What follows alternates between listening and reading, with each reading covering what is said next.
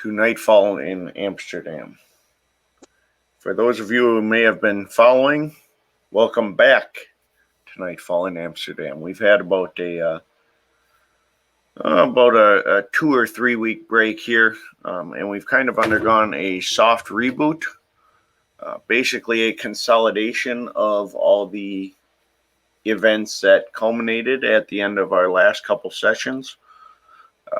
Everybody kind of sorting themselves out, getting everything squared back up, and adjusting to the new realities of the city and figuring out where those new places of power are, who's organized with who, what the factions and whatnot are. Tonight specifically, however, we are joining the mages. Those will workers and individuals who can reshape reality through their belief. Specifically, the Mages of Amsterdam have agreed to gather at the Embassy of the Free Mind, a sort of a museum, place of learning, but it's also a potent wellspring. And it's already one of the few places that's been organized and established by a coalition of mages from multiple factions. One of the few places that kind of represents that cooperation. So it was deemed an appropriate place for the gathering tonight.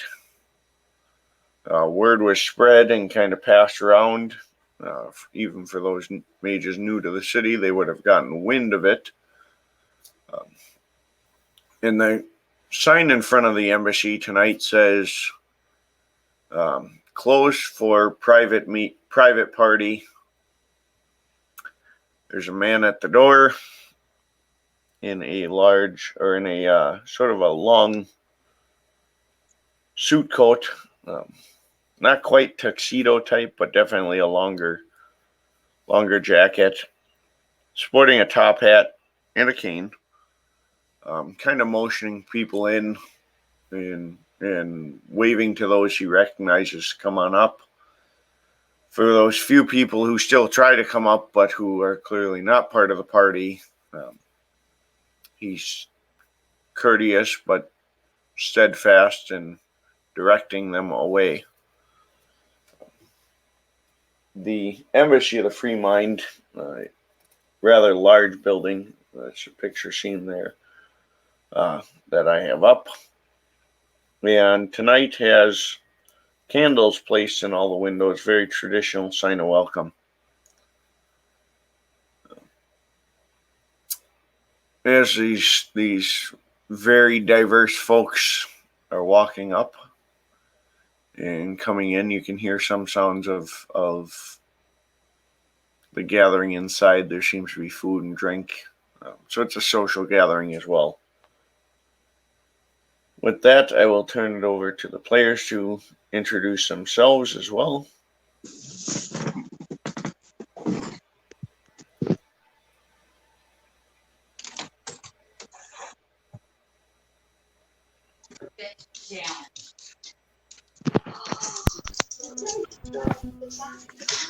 Okay, I'll go first. Samantha will wheel in. She looks as described in the picture. She's in a wheelchair, has a pink blouse with a dress on, and she has a blanket over her legs. She'll wave and roll in, and there you go. She has a Scottish accent when she speaks.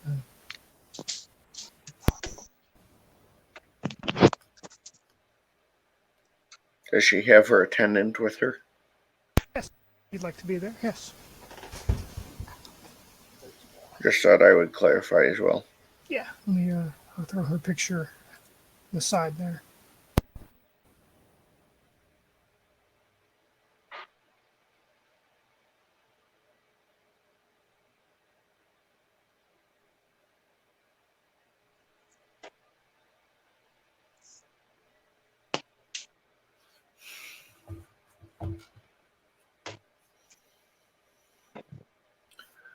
And as you're coming up, you would recognize a couple of the folks who had been been around the last time you kind of ran with some of these mages. Um, Crispin is there. He was the kind of blatantly snarky one at the church who had been performing rituals. And he kind of nods to you. He talks to the man at the door before heading back in. And you do see one person who's very quick to come up and greet you right away is Tumo. He was kind of the good-natured one who was playing host. And he'll come up and right away, it's very good to see you, Samantha. I hope tonight is a little less shocking of a gathering. I think a couple of folks got carried away last time, maybe a little more than you're used to. A little, but it's fine. How have you been? There's been a lot on my plate, but we've been moving forward. We do have food and drink set up in one of the side sitting rooms. I think the main gathering and the announcements will take place in the main hall. Good acoustics in there, or so they say.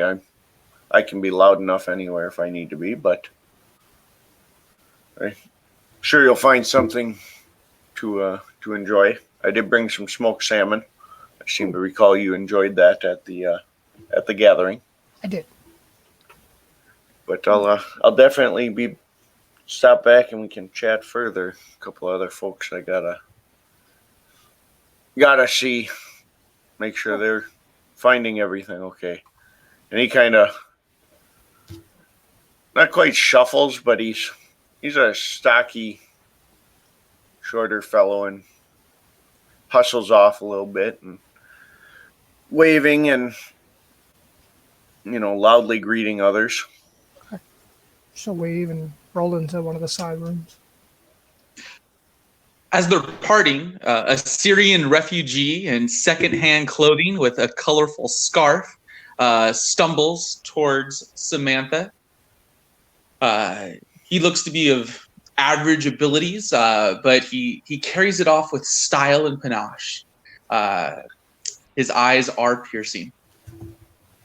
And if you have spirit sight up, you notice the small angel on his shoulder whispering him to do nice things. There's a missing demon on the other shoulder.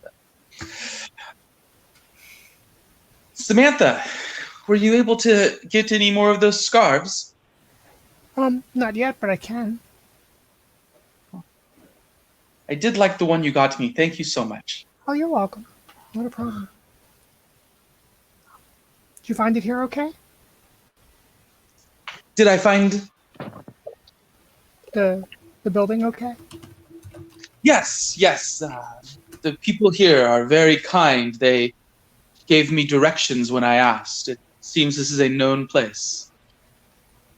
Do you have a place to stay? I have found a building that is not much used. It has not had anyone else trespassing, so it seems safe enough. Well, if you want, I can put in good word with the friar or something and see if we can work something out for you. If the roof turns out to be too leaky, perhaps I will take you up on this offer. Thank you. Okay, no problem. There is food in this room here if you're hungry, I think. Well, as a matter of fact, I am. I will see to it. And he heads off to the smorgasbord to fill his plate and his belly.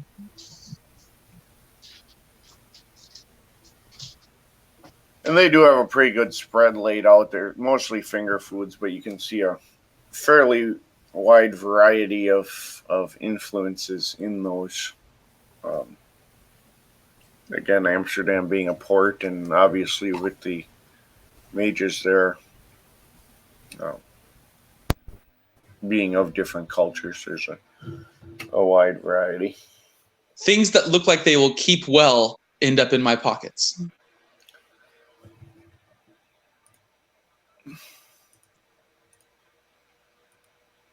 Thanks. Well, as you're doing that, the stocky gentleman who'd been talking to Samantha kind of shuffles up to you and holds out a fairly good-sized Tupperware container towards you.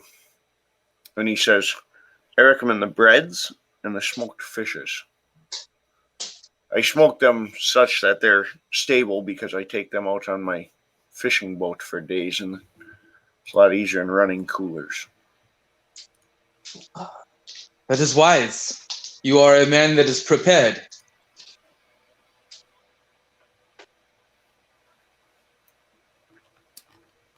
I find that we all at some point have need of a stockpile. I find myself having the means to provide it for others. That is a good service to provide. People appreciate food givers. I may have this? Indeed. Thank you. You are most kind. The seal helps keep the fish from attracting any other friends.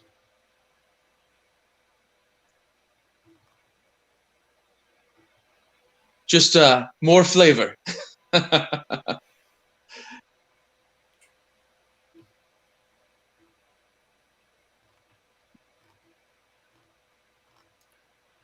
He says, well, by all means, partake. There is plenty. Thank you. Thank you. I believe we'll be commencing. I think they're waiting for a few more people to arrive, get a substantial gathering before any announcements, but take advantage of the time while you can. Also, if anybody has any magic sights up, I do have a life effect on me currently. And it seems to be, I don't know if you can tell, on my left hand.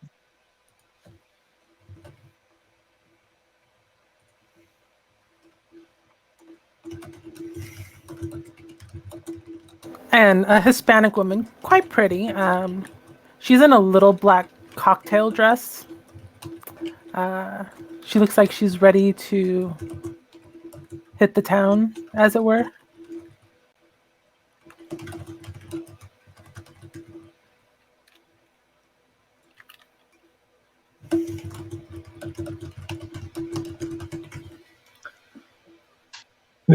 The gentleman at the door kind of gives you a little more of a bow and motions you in. He's been kind of short with most of the people who arrive, but he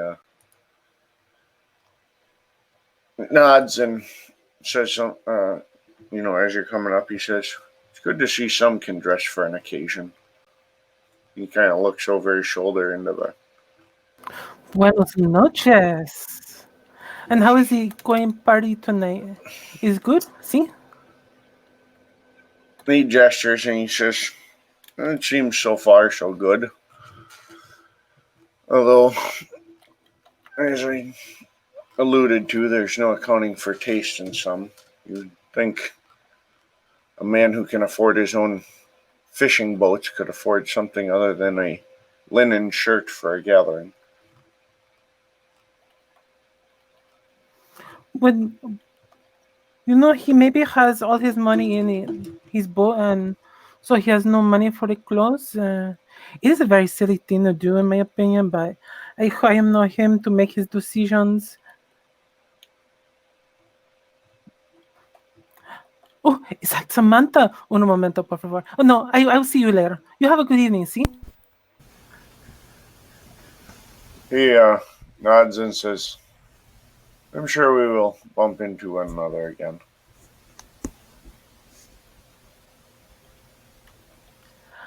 I would be surprised if we do not. That would make it very kind of boring. That is the word? Yes, see, boring. Aburrido. And she kind of bounces off towards Samantha, who can probably hear her before she gets close. She will turn in her chair and give her a wave. Buenos noches, chica. Looks like you're not the only one bringing the food tonight.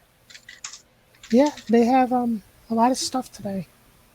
Salmon and I was very surprised at how well you made the tamales that one night. That was muy bien, gracias. thank you. It's like being back home almost. I miss it. Well, I have some in my bag, but I don't know how well they keep. Oh, don't worry. I am planning on enjoying the festivities. Okay. I brought sandwiches for Aaron in case he is here.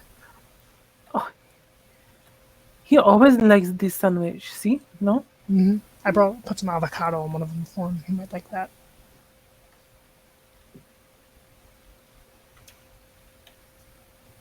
So, how are you? Bien. ¿Y tú? I'm okay. Doing good. Just I don't see many people will be well. I guess a couple. It is so strange sometimes how many people do not show up for these kind of things. It's like, why not? It's a big event. You got to have fun. You get to dance. Ah, it's muy bien. I miss it. We should do this more often, see? No? It'd be nice. Oh, look, there's Aaron. She'll point to him.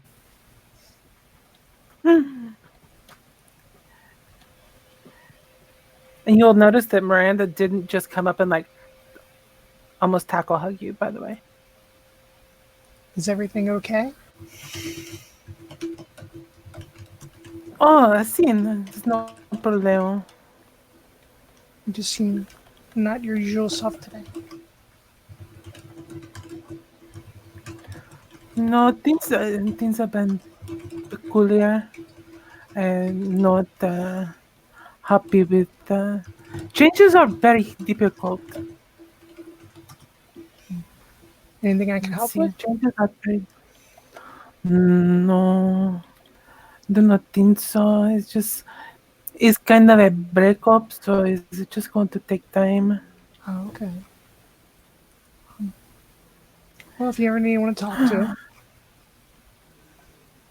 I appreciate that, chica. Muy bien, gracias. she will And she's gonna, hold out her arms. Miranda will give her a hug and then head over and get a drink. She's going to roll over to Aaron.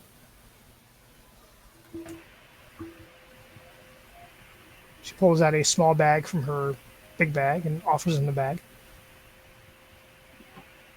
What is that? Ham and cheese, and turkey and cheese with avocado. Thank you. Okay. Are you okay? Why wouldn't I be? You're What you heard?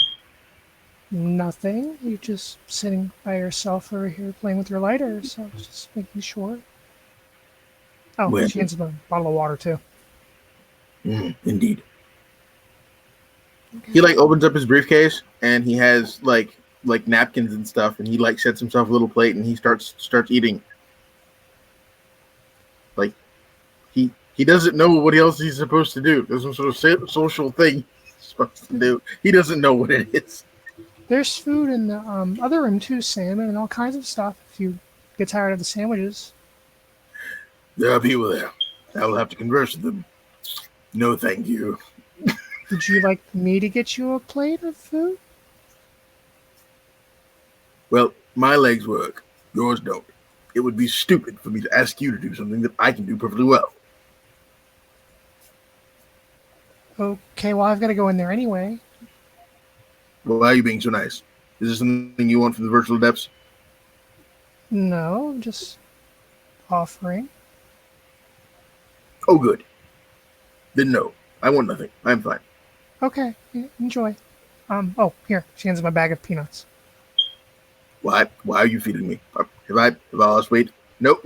I use your life magic. Tell me if I'm okay. I'm fine, right? I mean, I'm fine. Yes. You're fine. Yeah. I just plan ahead. So I figured I'd see you. So I brought food. I'll have you know I haven't set anything on fire in the past 3 weeks. Nothing at all. That's good. Good. No, it's not. No, it's not.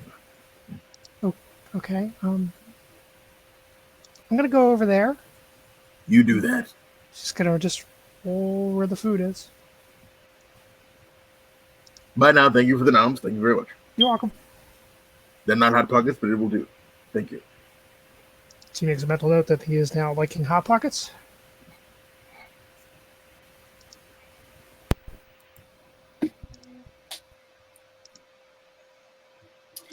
So Dr. Sadana is going to approach the gathering. She's in her 30s, early 30s, in this iridescent red sari with like gold trim. She is carrying a plate of vegetarian lasagna as an offering, as a thank you. And she speaks with an East Indian accent. She's a little bit tired, but other than that, she's looking forward to meeting everybody. So she comes in, sees a young lady in a wheelchair, sees a Syrian refugee who she makes a note of to mention, make mention of the local Gurdwara and their langar. This beautiful Hispanic young lady, and she comes in with the food.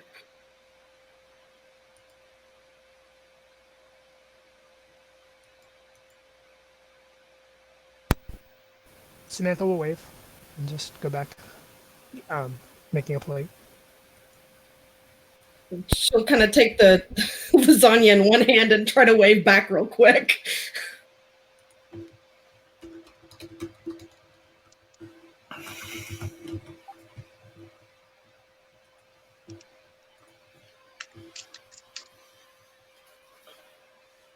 Kind of walk up to the table with all the food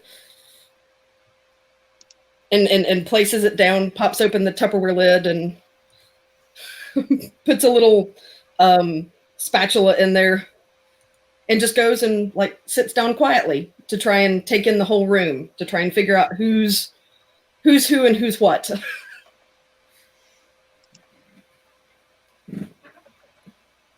And as you guys are gathering, the majority of the people kind of start to head towards the main hall,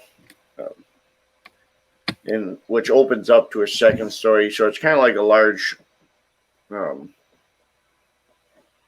There's center display case and stuff, and stairway goes up, almost like a foyer would be, but larger. And the gentleman who was at the door in the suit closes the door and latches it. And he comes in as well, kind of ushering those who aren't here yet. And this gentleman, and he is, in fact, tattooed up like that, and seems to be without a shirt, although those who look carefully can see it hanging out of his back pocket. Climbs up onto the stairs.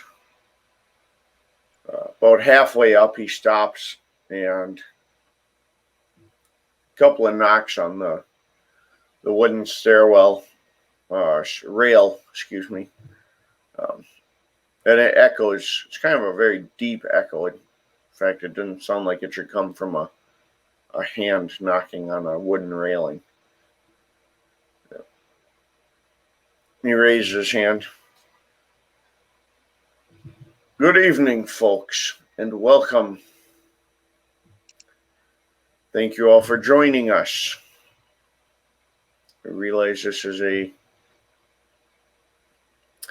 unusual situation. We have not formally gathered like this in quite some time.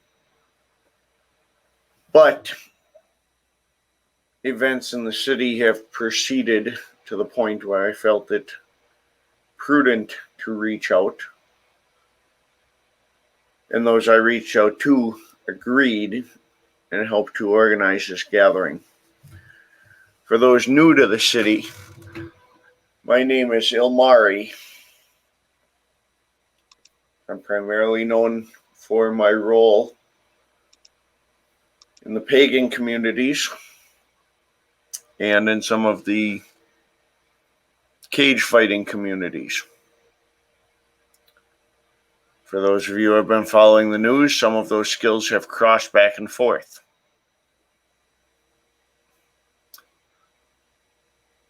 We've gathered tonight to discuss the current established holdings to respect one another's territory, share the news, share our understanding of the other supernatural communities and what their status is as best we know, and to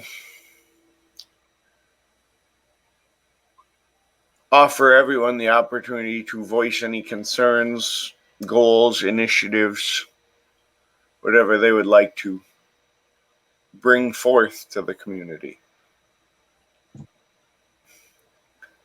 First and foremost, I'm pleased to say that through the help of some visiting pagan priests and priestesses, as well as the help of some werewolves, we were able to defeat an angelic spirit that came at us with the intent of causing conflict.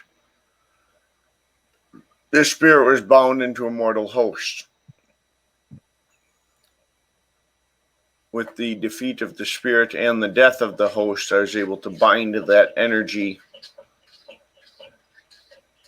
to a location in the earth and create a very nascent wellspring. With time and effort, I believe we can nurture it into something substantial. And certainly it will be an asset, especially for those pagan mages, given the structure it has taken. But the courtyard of the small church known as the Nasselkirk is now a pagan sanctuary and wellspring.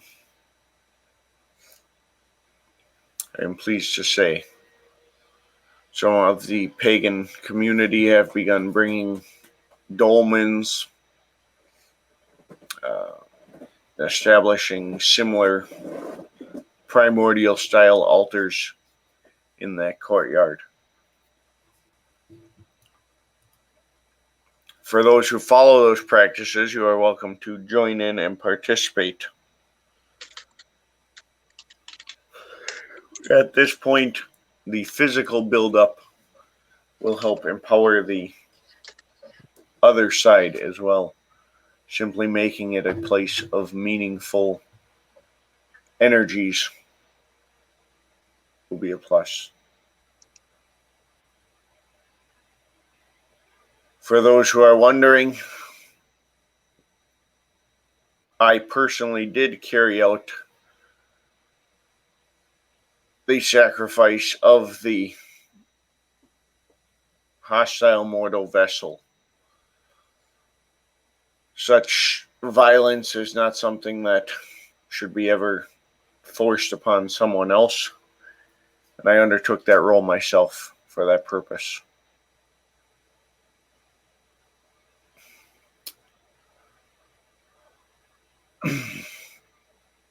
With that, I would offer for Mr. Akalish to present. He has had some similar efforts that he wishes to share with the community, unless anyone has any questions regarding this wellspring.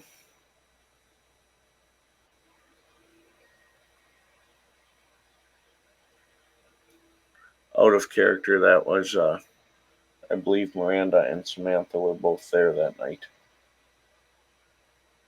That was at the pagan gathering. I think I left before all that happened, but yeah.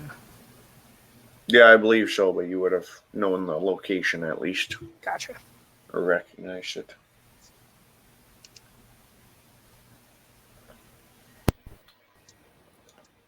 The man in the suit just kind of stands. He tips his hat towards Ilmari and he says, "We've taken a slightly different approach, but I'm pleased to say that both Crispin and I have come to continued our agreement on this order we've established, and have begun to garner a following of mortals who wish to study and learn some of these old faiths and eclectic faiths from a spiritual and academic standpoint. The society has continued to grow. We've had some growing pains. A couple of members who didn't work out had different ideas of what we were, and are continuing to refine our recruitment process. It remains an invite-only society and has a couple of candidates that we hope may be capable of actually awakening to what magic truly is in the world. Many of them are still on the theoretical and esoteric views. If anyone has any specific questions on what the society is or how we are organizing it, how we are recruiting, I'd be happy to discuss that either later this evening or in a one-on-one basis at their convenience. Crispin has taken the more instructional role with us, bringing some of his academic approach to bear.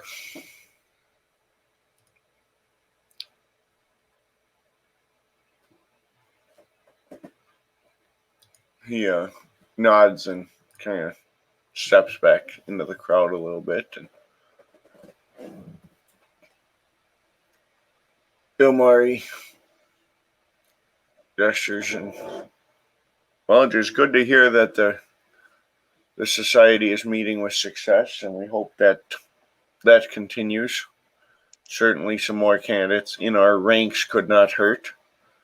You see, we have some newcomers tonight to the city, but we are not so numerous that we can't be bolstered by a few more.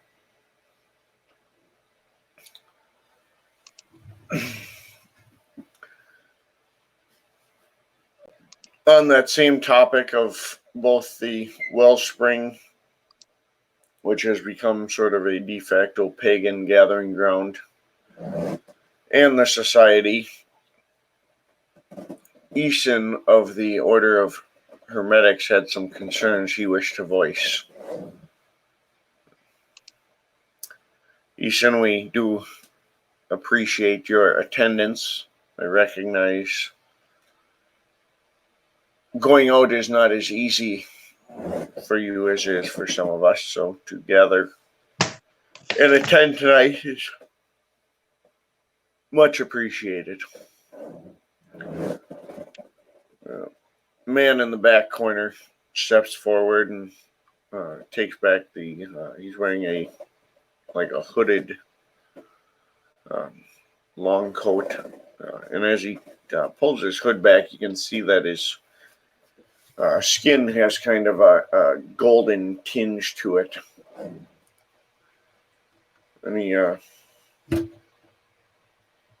says, Yes, indeed, my particular condition limits my ability to travel and indeed my desire to.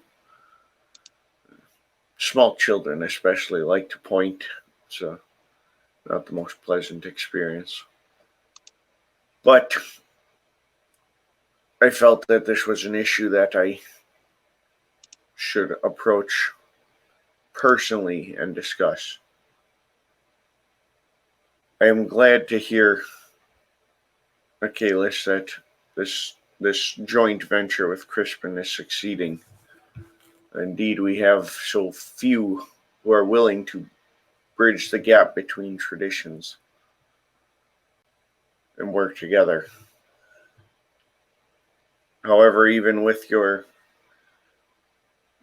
limited recruitment process and your closed approach, we are bringing unprecedented numbers of sleepers into direct contact with what it is we do. That's very stupid. We should stop that. He kind of nods and says, "That's precisely my point. Furthermore, we have this pagan courtyard where these pagan believers are coming, and although they're viewing it through the lens of their belief, they are witnessing actual magic. They may rationalize it as miracles, blessings from gods, nature, what have you. Who do we have But to kill to make that stop? we are towing the lines of the protocols themselves. Now, if they are indeed fully indoctrinated into that belief to the point where by they become assistants to our practices, that has been deemed acceptable in the past. However, as we add more and more recruits, we are bringing more and more people who are not yet indoctrinated. That's going to reach a break point, or we're going to have a candidate who does not return, who does not become indoctrinated, and that then becomes a breach in those protocols. I, as much as anyone,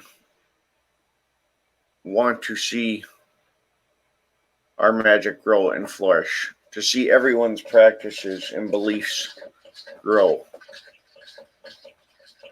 But we cannot jeopardize the foundations with which we have survived and been successful simply for the sake of growth. I urge you guys to tighten up and refine that recruitment process. Do not bring new candidates all the way into the fold. Establish some sort of tiered process if you have to. Start them on the theoretical and the esoteric for an extended period. See who responds to that. Yomari, you're one of the most blatantly vulgar individuals I've ever met, and not just your language.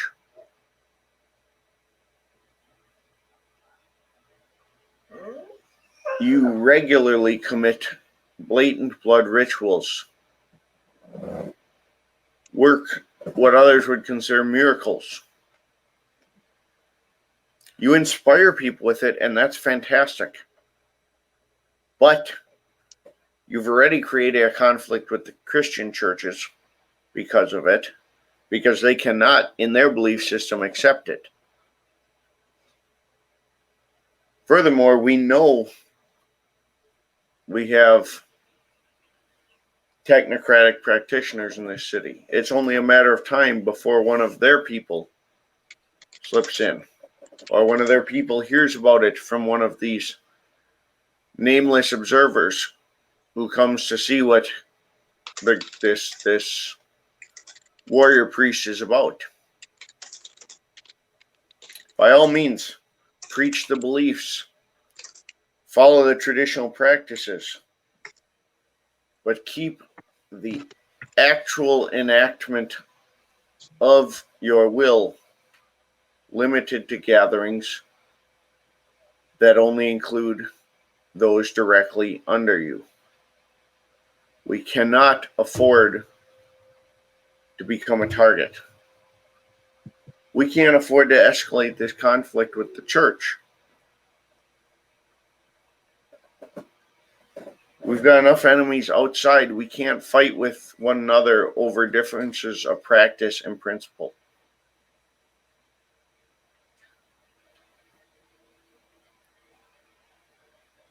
I don't go out specifically because I know my appearance runs a risk. In this day and age, maybe I'm some weirdo who's got a strange makeup fetish, who tans too much, who idolizes Chester the cheetah, whatever the case may be. But even that is a risk. And I'm not actively doing anything. For the sake of our whole community, I urge you guys, act with discretion, act with prudence. Recognize that whatever growth you might achieve through rapid aggressive tactics, you can lose just as quickly.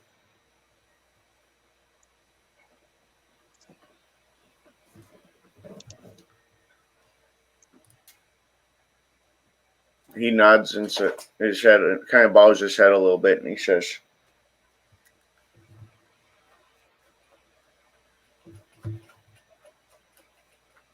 I wish you both the best, all of you, and even those who I didn't mention who have taken active strides to inspire the sleepers to see wonder and magic and belief and practice it. I do wish you all the most success, but I can't wish that success without, in good conscience, urging prudence and discretion as well. Ilmari, I appreciate the opportunity to voice those concerns. I'm not trying to attack anything you guys have done. Recognize this for what it is, a concerned member of this community. And he steps back, pulls his hood up, and kind of moves to one corner.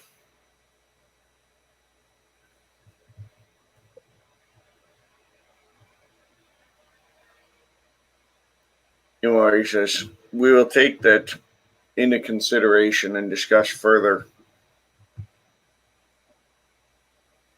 As I said, we have different approaches. I favor boldness. I'm a cage fighter. That's how I go. Offensive, aggressive, foot forward all the time. But I hear your concerns, and we will at least discuss them.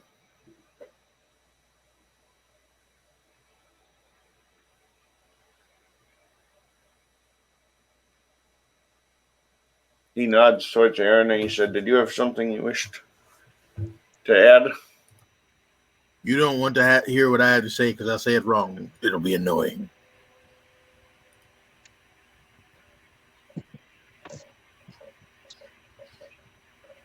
Because I'll encourage, thought.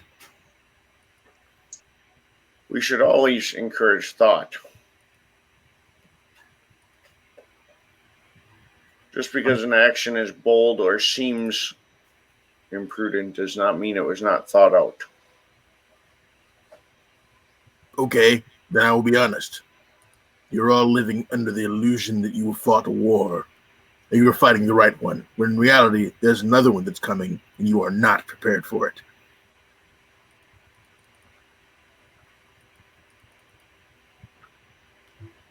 Who is the enemy? You haven't seen them. Name them. Well, that would be giving them power now, wouldn't it? Well, you're saying they're powerless. We are powerless against them. At no point did I say powerless. I said unaware and unprepared. So prepare by telling us who they are.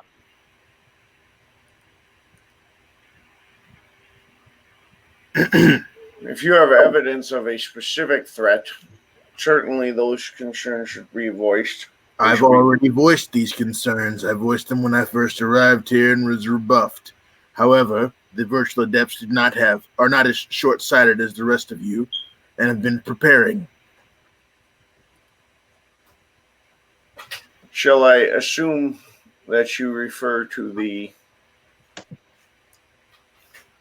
faction that appears to be implementing some strange hybrid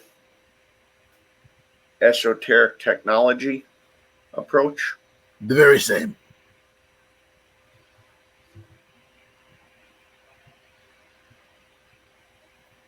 We have indeed discussed it, and since you brought it up, and done nothing. Done nothing openly. However, the leader of your own faction, a good friend, Arthur Hauptmann, I will turn the floor over to him as this leads directly into some of his news. With that, Arthur stands up. Aaron knows Arthur, of course. She's the one who helped him get everything established. And Arthur's dressed in a kind of a polo shirt and khakis, very much the tech businessman type. Black rimmed glasses. He stands up, claps his hands together, and then rubs them together. And he says, "Right. Thank you, Omari. Aaron, excellent lead-in. It's in fact, I'm gonna take my presentation, flip it on its head, because you're setting me up for the first of my thoughts. In fact, it wasn't one I was going to approach on the whole, but given the direction of the conversation, I think this is a perfect place to present this proposal.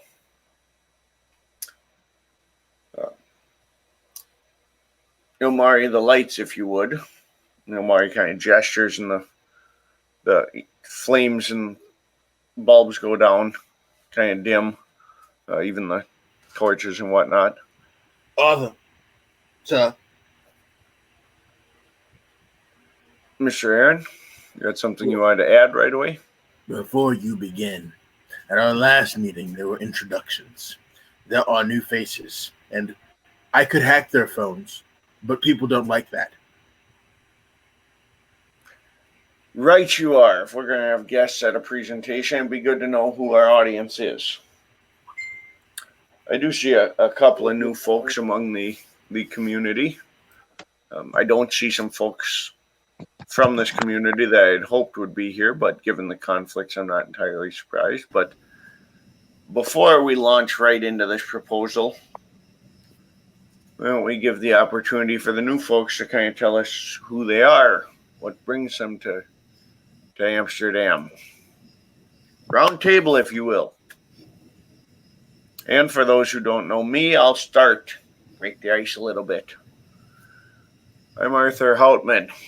I spearhead the endeavors of the virtual adepts here in Amsterdam. Started out with video game development, specifically virtual reality technologies. Fantastic tool.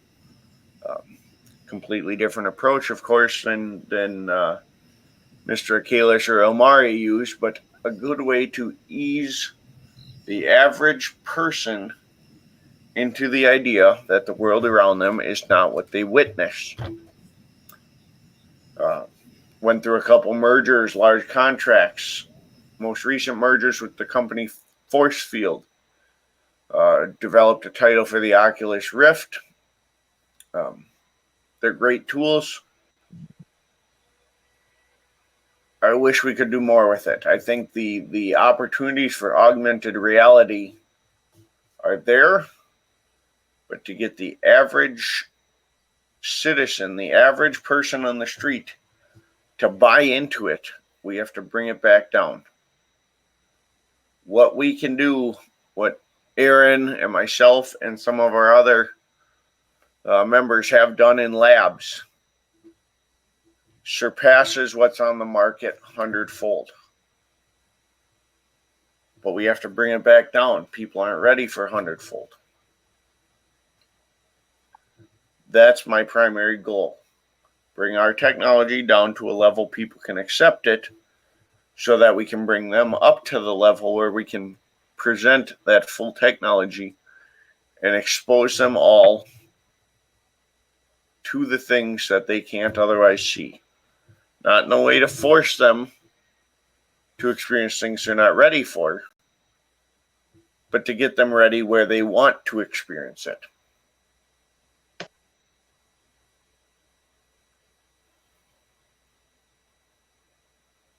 And then he'll kind of gesture out to the crowd.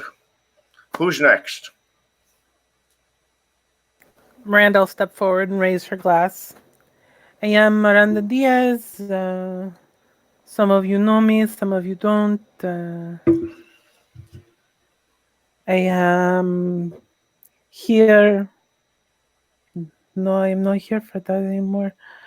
I am finding a new path, as it were, due to personal changes. So I am your girl if you need the herbs, any kind of herbs. I can grow them, all of them, even the dead ones. And she steps back.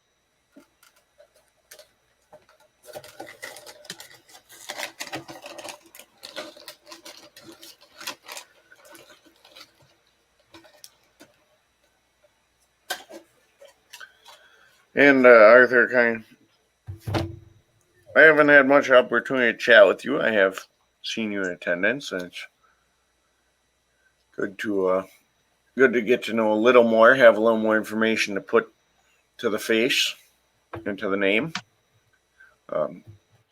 If there's anything you're looking for, we have some partners who deal in technology for growth and irrigation, greenhouse, that sort of thing.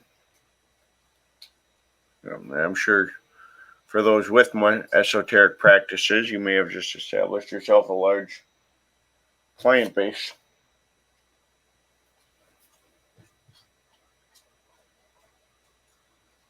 Anyone else? A couple of new folks to the community. Ekta will stand up and kind of smooth out her sorry. I am Dr. Ekta Sadhana of the Chakravani. I am a internist and palliative care physician. I believe that there is inherent power in transition, be it birth or death, or she glances over at Miranda, finding a new path. I am completely new to the city. I just completed my residency. I am Sanford educated.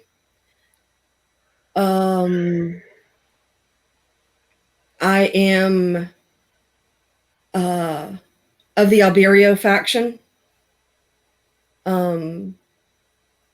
Some of the things that have been stated are a little bit concerning. I would like to know how many sleepers have been affected that we have tried to bring into the fold. But, again, this is, being so new here, I really have no say in such matters. And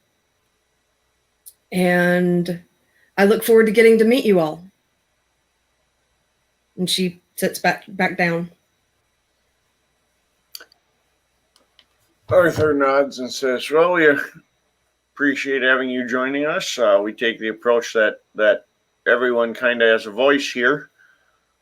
Certainly, there are those who have a more active role or potentially are in a position to influence our approaches and methods. But everybody does have the opportunity to speak, so that's we appreciate you asking questions. As far as exact numbers and methods and whatnot, best points of contact, Ilmari is the best point of contact. He's become the keeper de facto of the pagan sanctuary, so he can kind of tell you how many people come through there. As far as the society and their numbers of who they're bringing in, how many, how far into the initiation process they are. I believe Kalis is the teacher for that of the Euthanatos. And Kalis says, kind of waves his hand and he says, we prefer the term Chakravanti. Well, some of us do.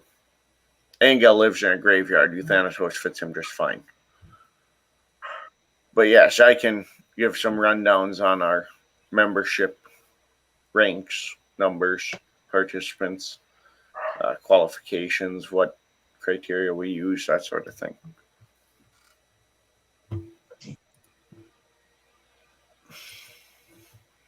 I'll grow a foot in height and look at Eason with a frown, and then I'll turn to Aaron. You can call me Z. I have come here from a war. There are many people in need here. I see their need, and so I came to help them.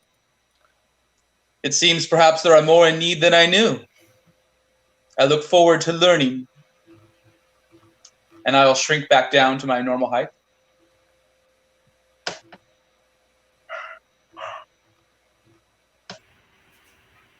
I'm Aaron. Yes, Aaron. I'm a Mercurial Elite Cleaner. If you don't know what that is, you should look it up. If you have problems, I can help you solve them. And morality is interesting, but not a concept that I subscribe to.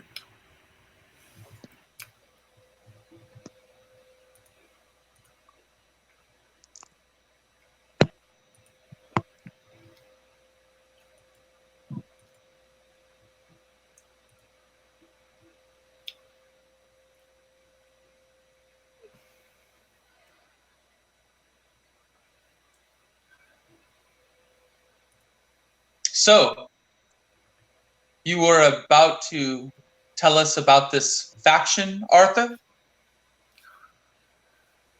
Well, I have a we'll circle that in because that wraps in, but ultimately a proposal, an endeavor that I wish to present. He takes out a like a small cube, sets on the display case in front of him, and it projects up into the air, kind of a hologram. And he says, we live in an era of industry, technology. Belief is not a matter of faith anymore. It's a matter of evidence. We have used that to develop incredible devices. And we play on it to expand what the everyday person believes. As we push those boundaries further and further, we commingle the ideas of magic and technology. There's a quote that I will reference here. Sufficiently advanced technology will appear as magic. That's the world we live in. We're on that cusp. We here in this room represent both sides of that coin. We have technology that can do things that is also done through belief in traditional magic. Both of us accomplishing the same thing through different methods and beliefs. But outside this room, traditional magic is not widely believed. However, if we frame it in such a way, it could be. The faction in question is one that we have encountered in a couple different places. They've established on multiple occasions short-term startup workshops, almost sweatshops,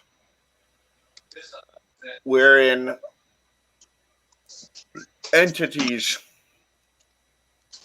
are drawn in that drive mortals to be more productive, and indeed become productive themselves, begin to actually produce. And that production is harnessed and converted back into esoteric energies through generators. They have taken technological equipment, on a fundamental level, a combination of a generator and a small energy source. Think of a tabletop reactor. And shackled it with esoteric principles, symbols, and tools to convert one type of energy, in this case, motivation and production, from sleepers and from these entities, whether you call them spirits or extra dimensional entities, doesn't matter. They take that energy, feed it into this reactor, and it outputs a raw energy, a primordial energy, something a traditional magic user could harness.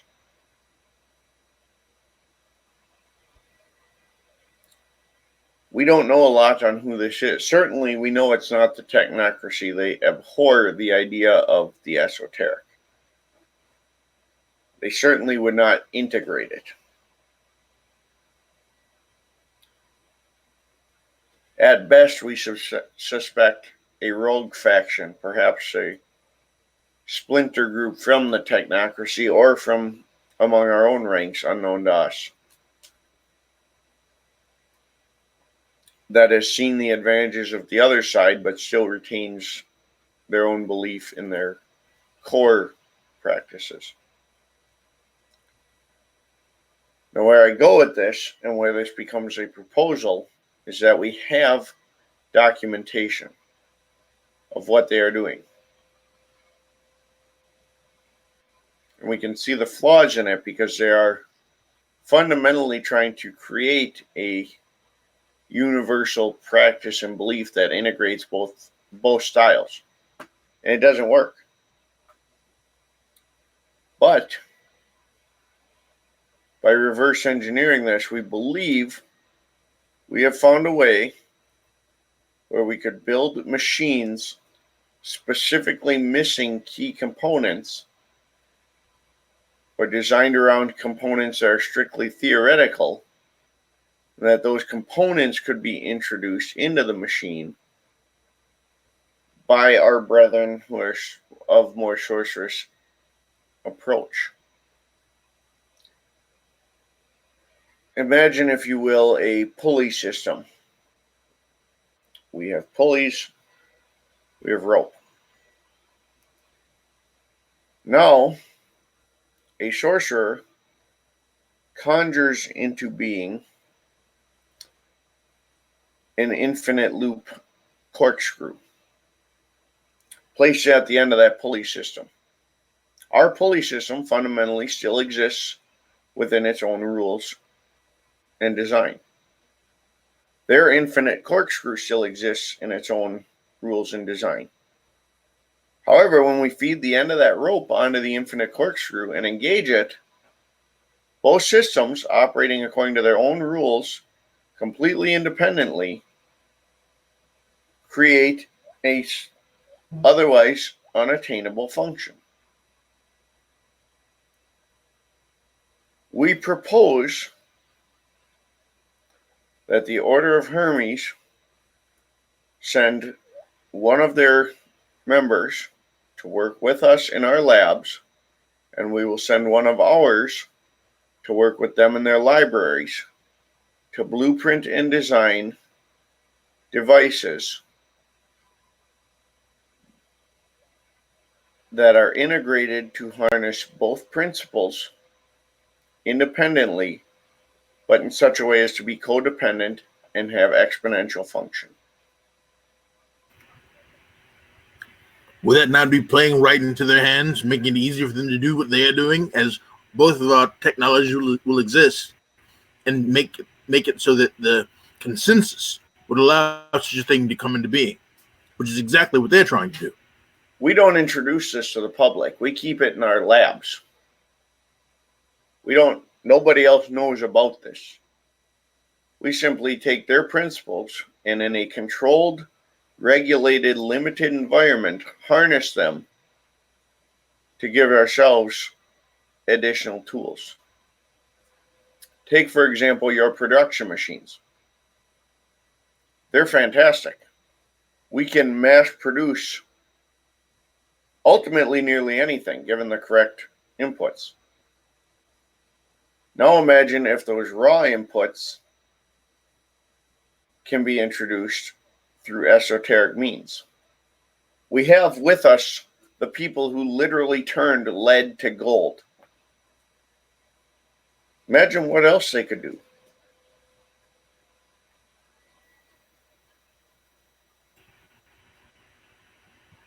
Your My machine my produced. My machine works within the realm of scientific possibility. What you're espousing does not. Your machine works within scientific possibility, yes. But if we have a device before it that feeds it, that operates under the principles of their designs, and the reason I recommend the order is that they have a very codified practice. We do not have to invalidate your scientific principles by introducing their alchemical ones, because we are not blending them. We're using them in tandem. I think of it as a early, well, in this day and age, the early electric car. We had the technology for a gas engine. We had the technology for an electric motor. The earliest prototypes used both. The electric motor eased the burden on the gasoline engine, getting better mileage. The gasoline engine provided additional power to allow that electric motor and the associated batteries to run longer. Both of them operated within their own principles, but they were integrated in such a way as to affect one another indirectly on a results-based function.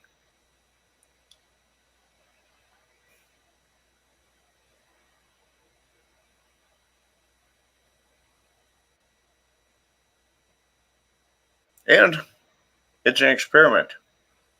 Perhaps it doesn't succeed. Perhaps it succeeds, but not in the way that we want, and we don't feel it's beneficial. But if we never attempt, we never know.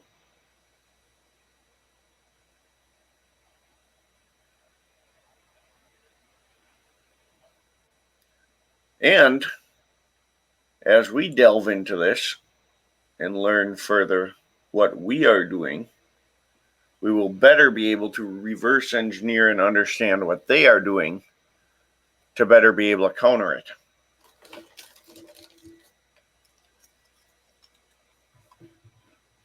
Yes, because as it were, to interact with any of their machinery, it took a rudimentary, at least, understanding of both sets of magics, as it were, both sets of technology. I hesitate to use the term magic tech, but that is the best that I can come out with. It even sounds vulgar in my mouth. Ew.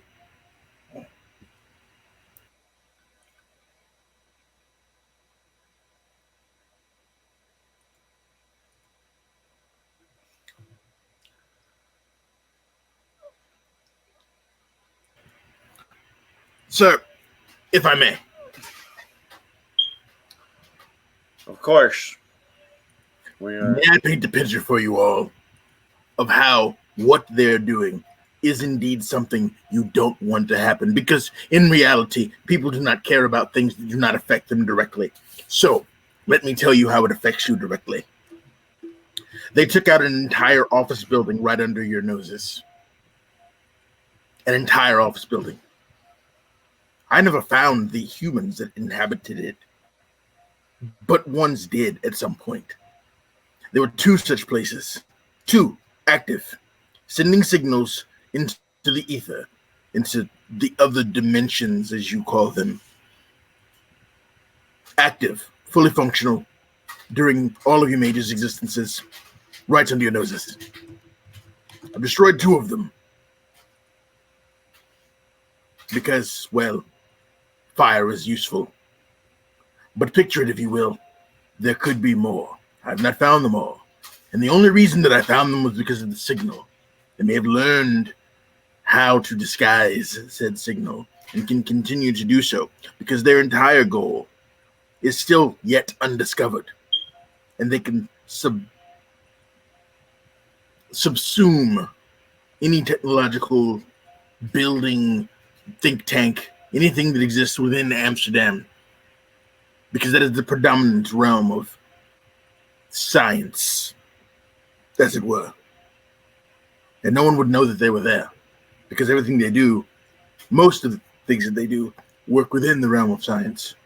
And you're not looking for what they do. It's not an explosion, it's not a summon, whatever.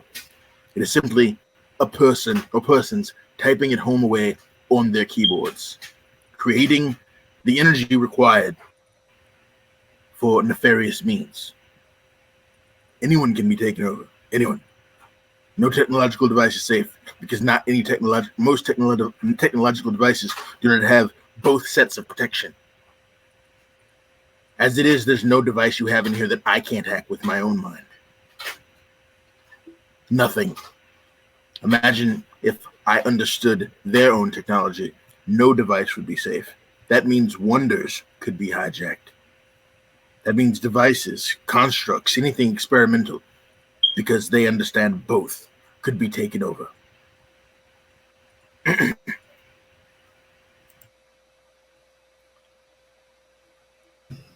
On that same premise, they could also be subverted to require a paradigm that the previous user does not support.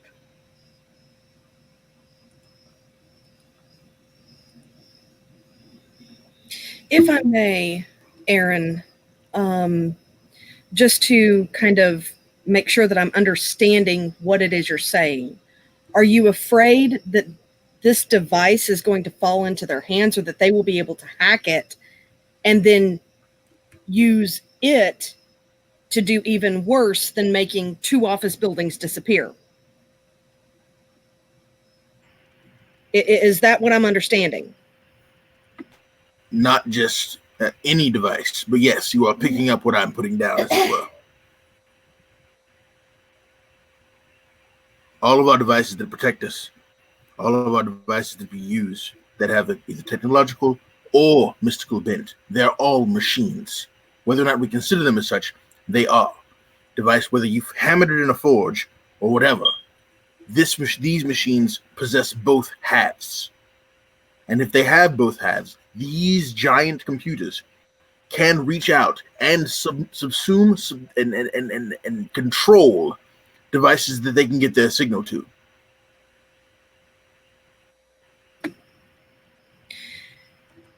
Are there any of your bent who might be ethical hackers who might be able to launch an attack so that we know how to better defend it.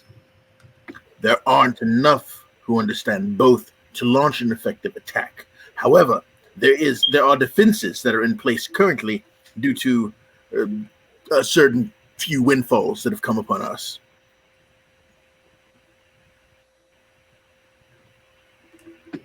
So you're too few and too far. You're too few and too thin on the ground to be able to launch an effective hack to know where our downfalls might be to protect this piece of machinery. We have receiver sites all over Amsterdam. All of the new technological firms that you've seen popping up all of Amsterdam, changing the face of the anything, have been us. Setting up receivers just so we can catch the signal before it's too late, to give us time to act. But without everyone able to perceive, or without everybody even believing or understanding what it is that they're listening to or seeing, it's difficult. I don't doubt it. Thank you for clearing it up.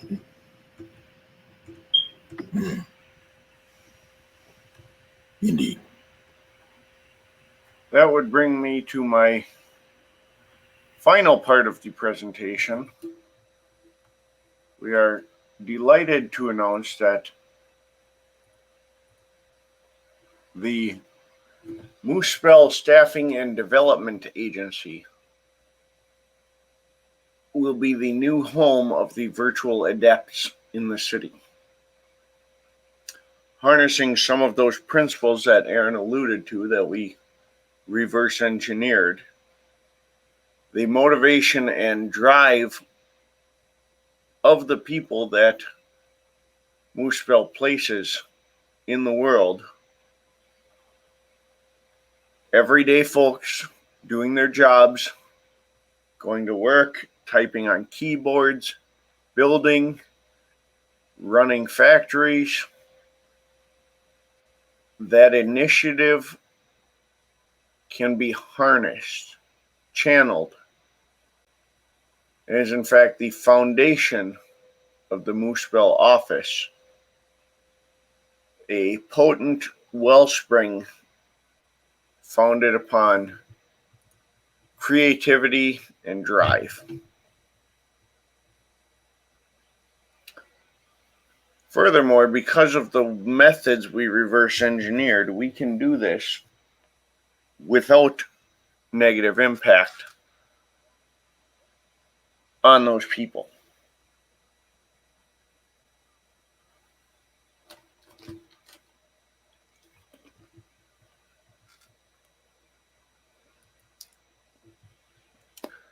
Mr. Easton, I'd be happy to discuss further with you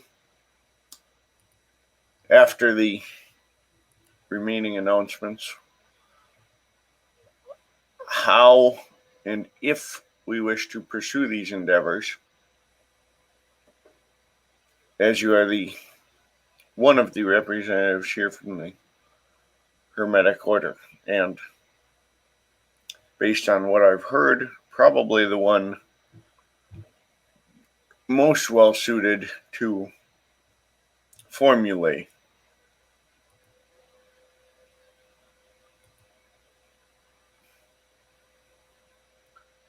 Easton nods to him.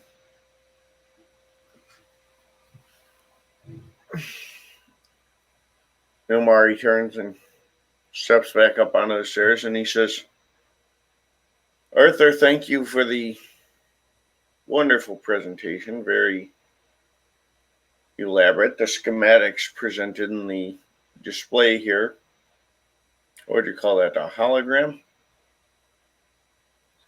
Were enlightening. The designs this faction has used and developed is discomforting to say the least. And I believe, Aaron, you're correct. Whatever term you apply to it is leaves a foul taste in the mouth.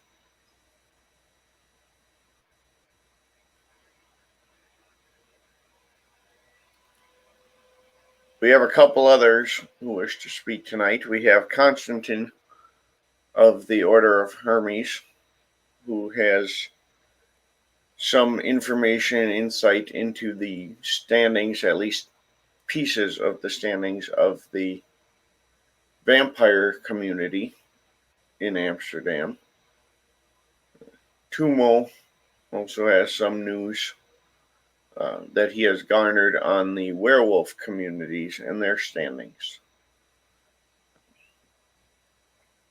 With that, I'd like to turn it over to both of them to present their findings. As he's speaking, he's abruptly interrupted as the door is kicked in, and a man is standing there,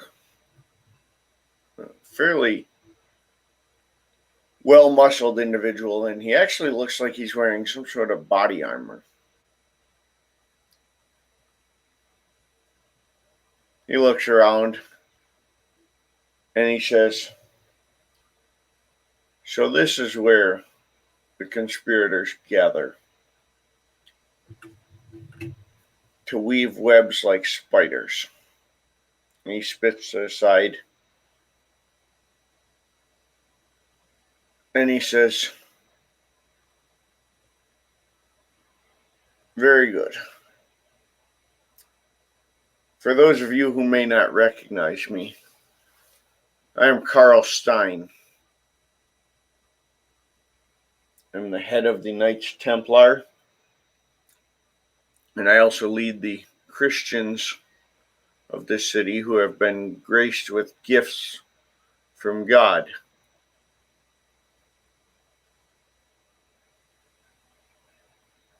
I have watched these technological startups as they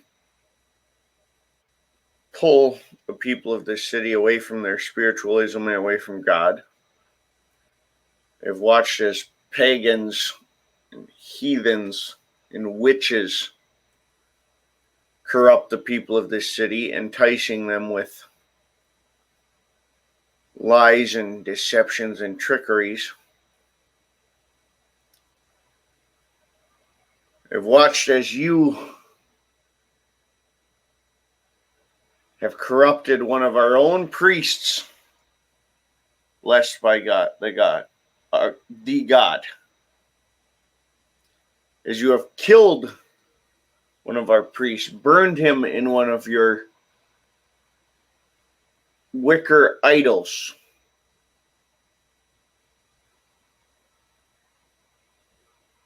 And I will tolerate it no longer. Our territories, our churches, our sacred sites are no longer welcome for your kind.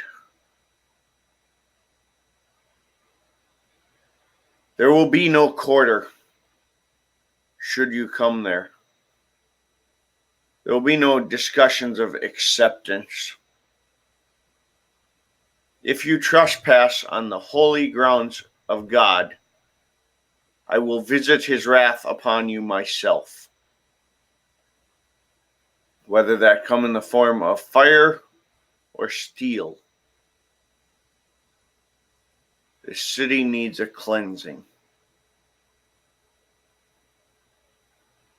Its spirit is sick, and it has been cut away.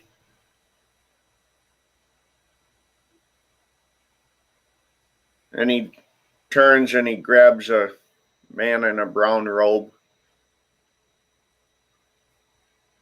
and he shoves him, and the man stumbles, and you can see his hands are bound as he hits the floor face first and with a crack.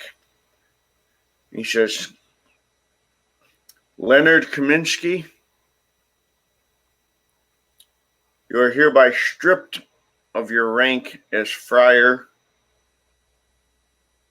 You are stripped of authority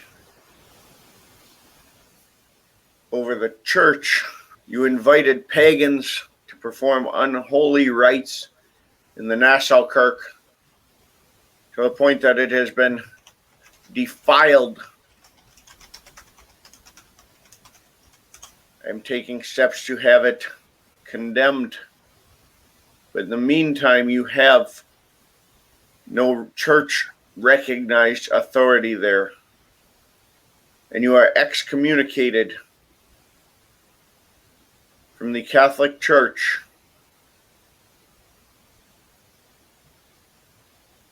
I have even been able to obtain a writ from the Pope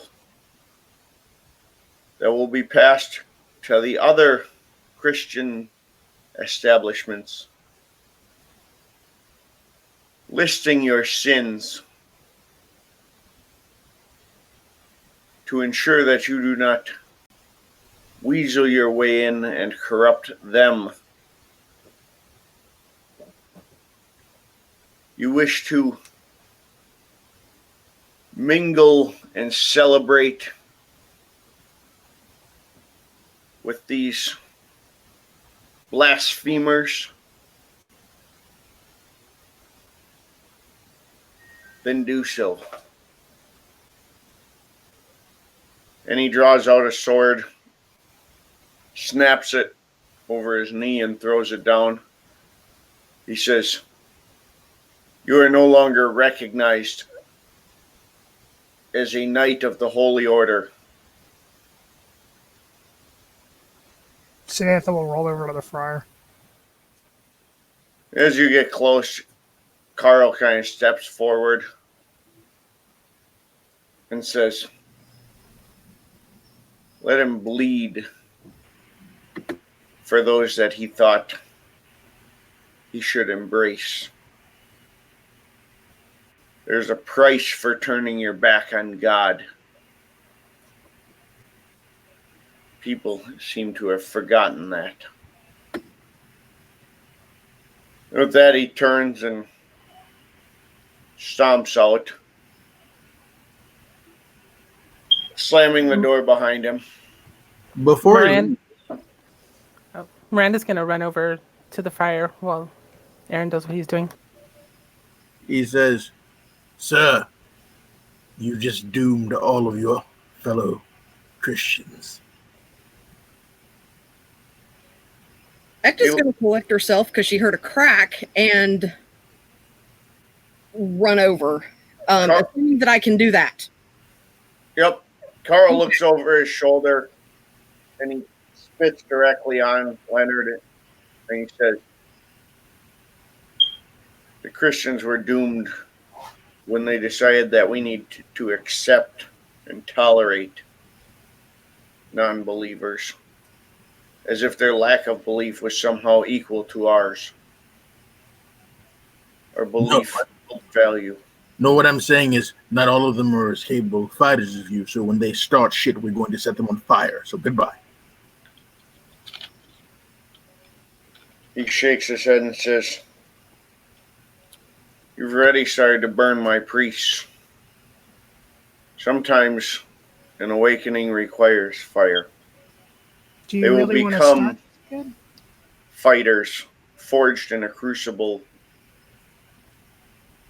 of the holy war of God." And with that, he walks out. Does someone have a knife? We need to get this. We need to get the bonds off of him. Uno momento, and Miranda pulls a blade out. And I will cuts try to the follow the things. guy out. Then she's gonna see if he's actually bleeding or hurt, and Oh yeah, his face is bleeding. He smashed into the tile floor. Face she first. is going to use I need knife 3 on him.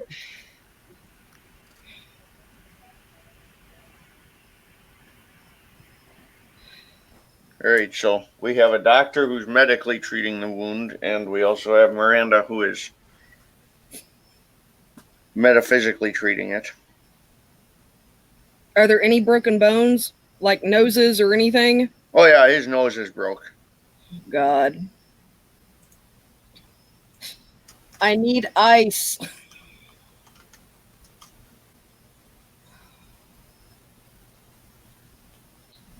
I'm gonna lean over him and go, "This may hurt a little bit," and I'm going to reduce the fracture.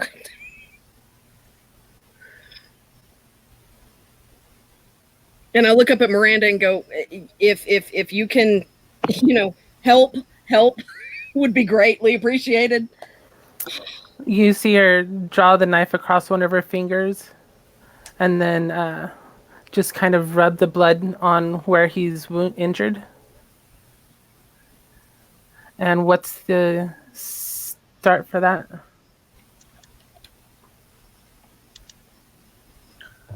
Alright, so you are healing. Heal other. Heal other, I believe, is life 3 offhand. Yes. It Which I think makes it 6. Do I need to make a roll to reduce the fracture? Yeah, if you want to give me a intelligence and medicine.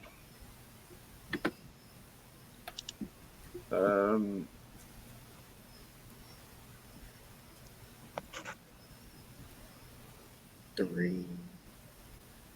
6. Yes, if it would be a difficulty of 6 for Miranda. Okay.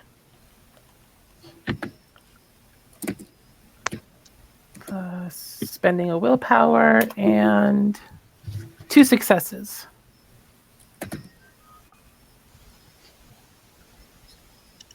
Alright, well, that is enough to What? get the wounds to close up. Oh, I see what I did wrong.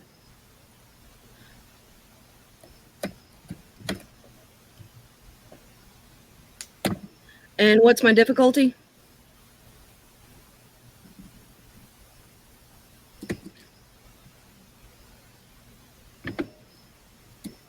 Standard. Standard's a 6. Yes. Because I'm pretty sure this is the friar that she found this stolen stuff for. Yep.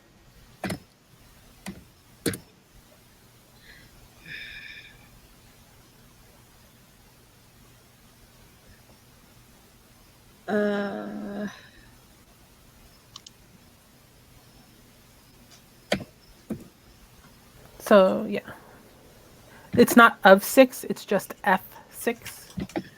Oh, okay. Thank you. I was like going over trying to figure out how to do this.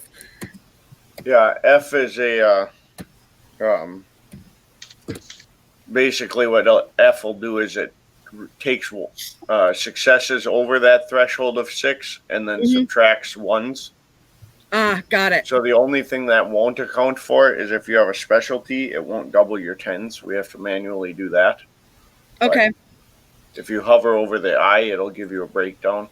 So.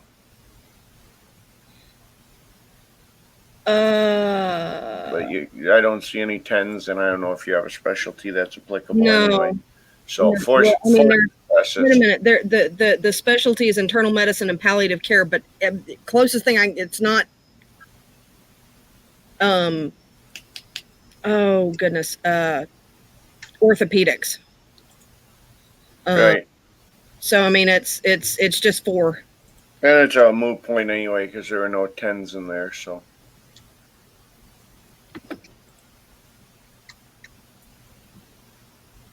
All right, so you are able to get that treated, get it kind of set and reduced as Miranda heals the wounds themselves, which is good because that helps it heal square. And Samantha, you were going in so you're wheeling down the street after this guy in body armor? Yep. All right, he will look over his shoulder at you. I will follow Samantha. Okay. Does he stop or does he just keep walking? He starts heading for a car where you can see he's got some other people waiting. You're a coward. He looks over his shoulder, stops, looks over his shoulder, and then turns around and he says, I was invited to a gathering of those who shape reality. I was told that this place would be neutral and respected where all could voice their opinions. I have done so. I followed the rules as they were laid down by the host. I am now departing to take care of those who rely upon me. You severely injured the friar. He was injured far more deeply when he let blasphemers and witches in and welcomed them as friends. Are we ignoring the love and tolerance part, or are we just using what's useful for war for you? The classic retort. Yes, we are told to love and tolerate everyone. And I will send them on for salvation that their soul might be cleansed. My love is so great that for my love of their souls, I will commit heinous sins upon my own. You're not only sinning against yourself, you're sinning against Christ when you do this. Yes, and if damning myself saves thousands or millions of other souls, I will consider it a fair price, and I will pay it willingly. She just frowns and shakes her head. He gets in his car. Shall I beckon?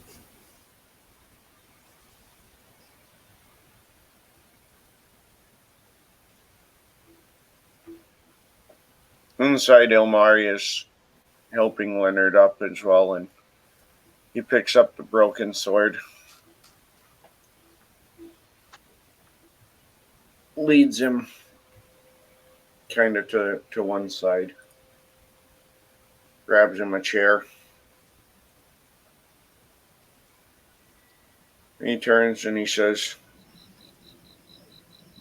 "This would be the type of conflict I speak of. This is why it is important we show people our ways. It is important to teach them to accept a variety of beliefs.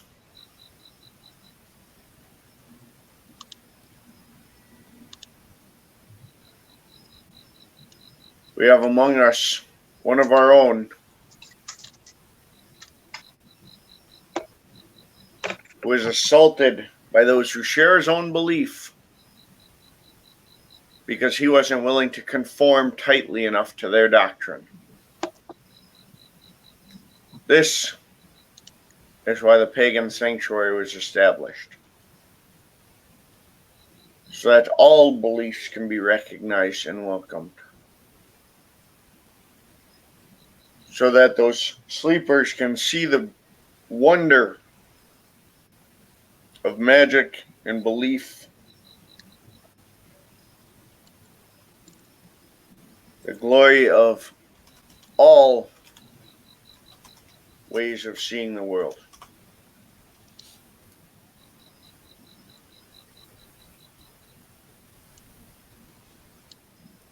Brother Leonard, we will find a place for you.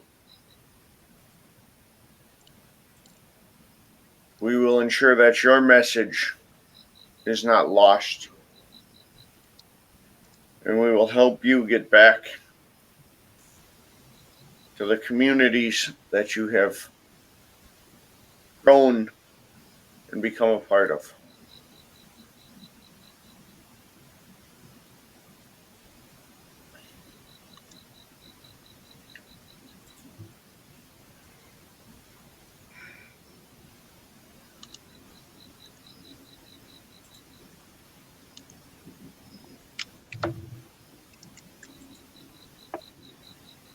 Before we were so rudely interrupted, Tumo and Constantine wished to share their news of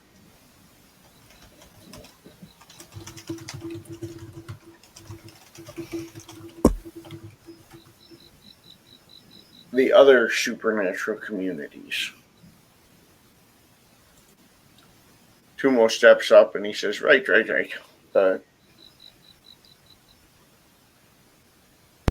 Werewolves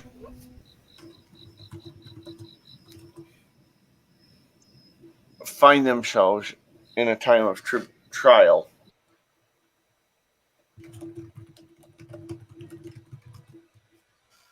Their rival faction, a faction bent on corruption, holds the only wellspring they still have.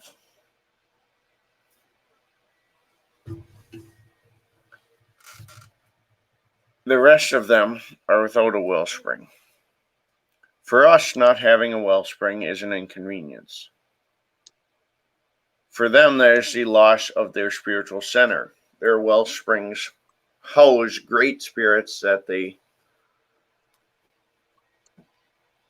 sanctify. It's a place that they call home and can shelter at. It also empowers them. They form pacts with this being. Their lack of a wellspring could pose a threat or an opportunity to us. We do not have a large number of wellsprings that we hold. However, if we can find one that resonates appropriately for them, we could provide them with a home. This would strengthen them, which could be dangerous if they see us as an enemy, but would go a long way in presenting us as something other than an enemy. Furthermore, they lack food and shelter. They're living in shelters that had been damaged and abandoned in a forest. They have a large number of people who are comparable to our sleepers. They're semi-aware mortals. They know about the werewolves. They're related to them, but they do not possess any supernatural ability themselves. No.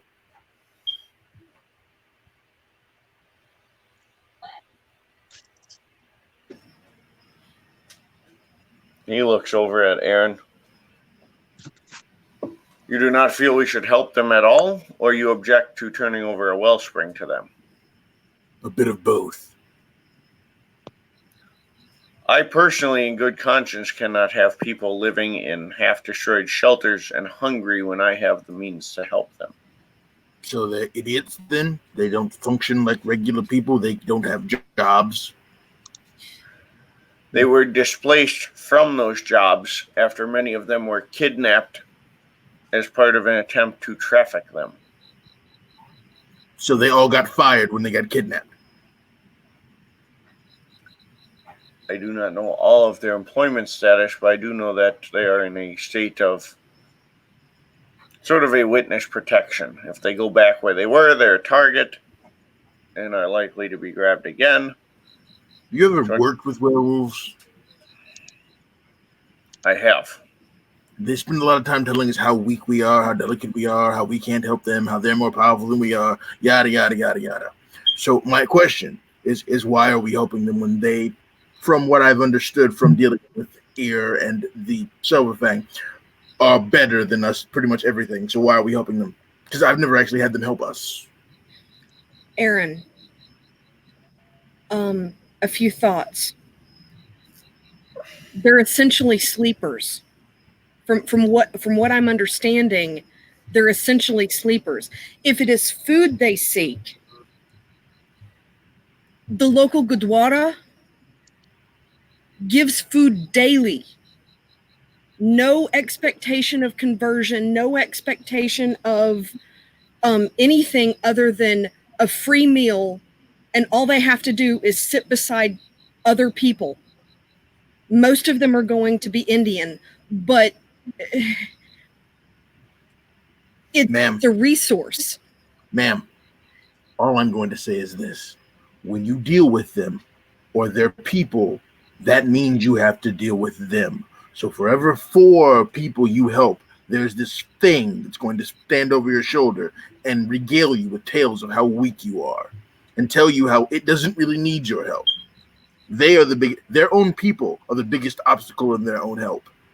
Because let me guess, they're in those places to keep them safe, right? I assume so.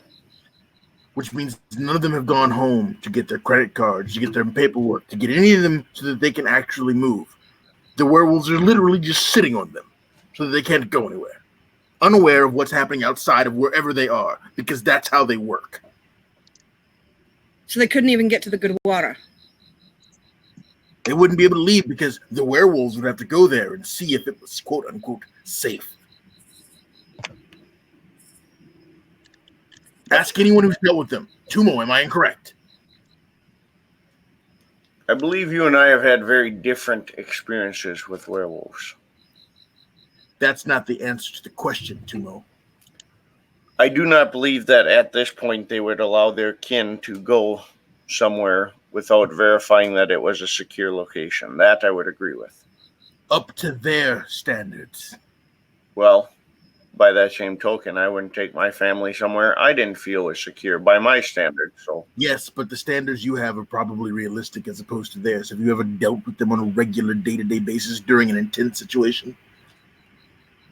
some of them can be intense. Some of them are downright bigots, and it sounds like some of that is what you experienced. So I say screw them. They've got their own superpowers, and we've got our own problems. As she stated before, we are spread thin, and we have to pick and choose the help we can give. And that's true. My intention here was to report on my understanding of their situation so that everyone can assess how they wish to respond to that. For my part, I run a fishing boat. I can give them fish. Yes. It costs me very little. They have food. I'm helping. And realistically, I don't think anyone in this room would like a boatload of fish, a literal boatload, delivered. So, to the best of my knowledge, I'm not detracting from anyone here. Other than perhaps myself, because that's a boatload I could sell, but I have other boatloads I will sell. Well, so long as they're not overly bigoted and they're willing to sit beside anyone, the werewolves, as long as they behave themselves, are welcome at the good water also. That would be the problem. Oh. I've never dealt with Humans and them don't get along too well. They don't mingle well because of their supernatural essence. I'm supernatural, and I'm just an asshole, and I deal better than they do. That's true on both counts. Randall laughed out loud when he said that. Imagine if the premise we have of resonance was you had a resonance so potent that everyone in the room felt it, whether they were awakened or not, without trying. Wow. Now imagine that resonance is filled with animalistic rage. They're not just assholes. They're supernatural assholes. That gives you at least a ballpark of what you would experience being in a room with them. Some of them lesser, some of them can suppress it, but on the whole, they don't mingle well with the everyday folk. Would it be possible to bring a plate to them? I don't know how much food I can get, but we cook. There are places in India that would have gone hungry were it not for longer. I'll simply say this. For every 2 of them that have half a brain, there are 4 of them that don't. because they share it. It's not my turn to use the brain. I'm not being facetious. I'm totally serious. They're that angry. They're that psychotic. And they will not receive pride as a thing. Many of them are also rooted in antiquated traditions. I'm simply saying, if you're going to help them, do it without actually showing up some kind of way. Package up the food and send it there. Don't have them invite them anywhere. You want to send them some food? Put it in a box and send it. Don't go there. This is my warning to all of you that want to help them. I have some experience with direct contact and can serve as intermediary if needed. It's not worth it. Maybe not to you, but to their sleepers it would be. If you want to get past you want to get to their sleepers, that means you have to get past them. And they're not worth it. They are the ones who I'm saying. Their sleepers, fine. Whatever. Help them if you must, but you have to deal with them, and you do not want to. Duly noted. Out of character, if you want to coordinate that with Tumo as a side action in your blue books, we can do that by post after the scene. Awesome possum. Miranda will talk to him after this is over as well in Blue Book. Tumo kind of steps back and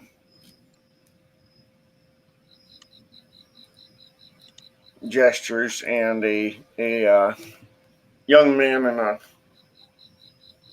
white button-up shirt and dress slacks stands up, and he says, "I am Constantine of the Order of Hermes. I also have experience with the vampire population. For those unfamiliar, vampire blood can be ingested and gives power, but is highly addictive and can be dangerous spiritually to us, or metaphysically, whatever term you wish to use. I've done experiments since breaking free of that addiction to attempt to harness that power on a limited scale. However, I also keep connections with some of the vampires that I knew in the past for information and resources. While they have limited information, the most pressing concern and possibly opportunity for us is that the sect of vampires that are blood sorcerers has doubled. There are more than twice as many in the city. However, they have found themselves to be in differing factions with different views on how to engage in those blood magic practices. Some of them are following very primordial, tribalistic blood magic approaches, while the other group is following the very traditional hermetic blood magic.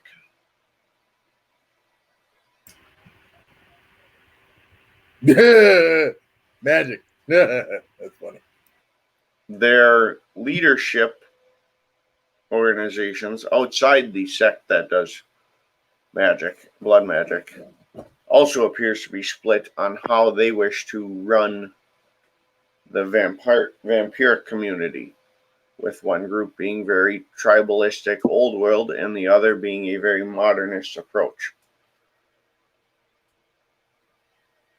While I realize that's limited information, it's something to bear in mind should we encounter them, that we don't know which faction they are on or how that faction views us.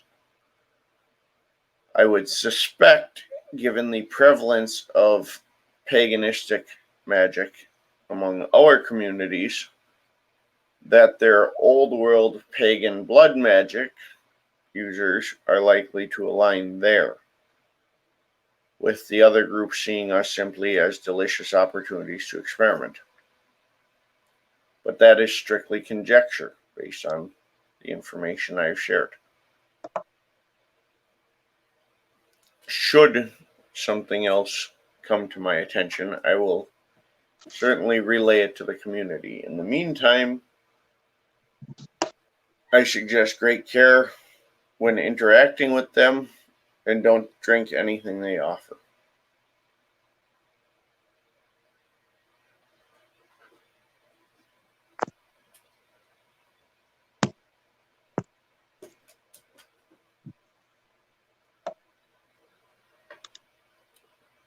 Ilmari stands and says,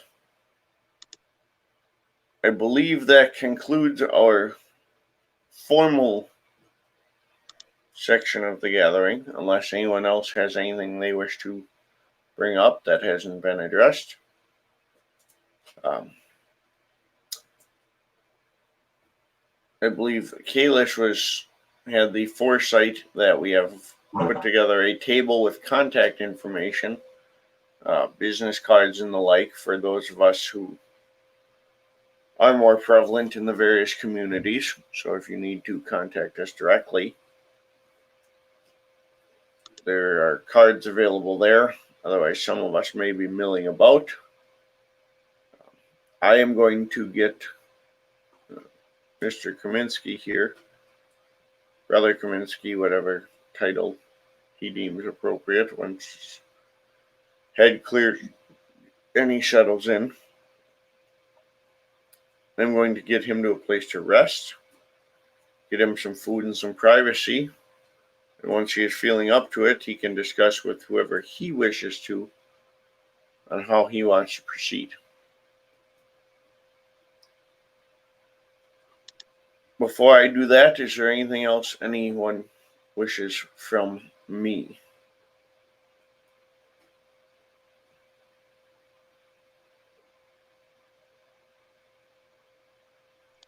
Excellent.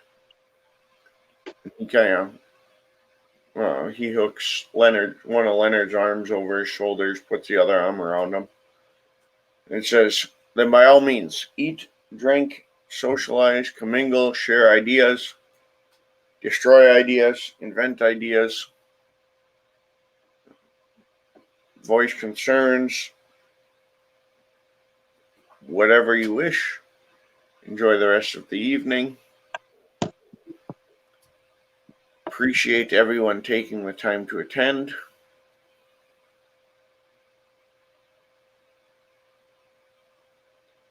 For those who are new to the city, if you do not have access to a wellspring and you need one, Kalis and Crispin do manage the embassy here and the wellspring beneath it. They would be the ones to discuss with if you need access to that. I believe right now that comes in the form of a project-based petition, but I could be wrong.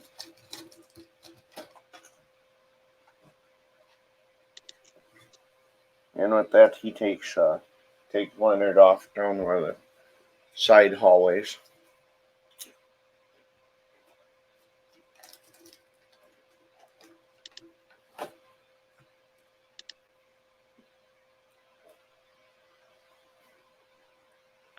And everybody else kind of starts to just mingle some more and eat and discuss everything that happened.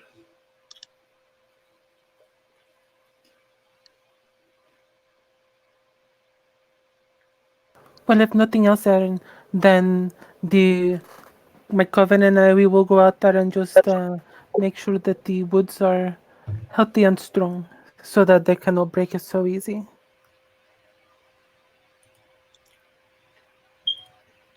If you feel that strongly about it.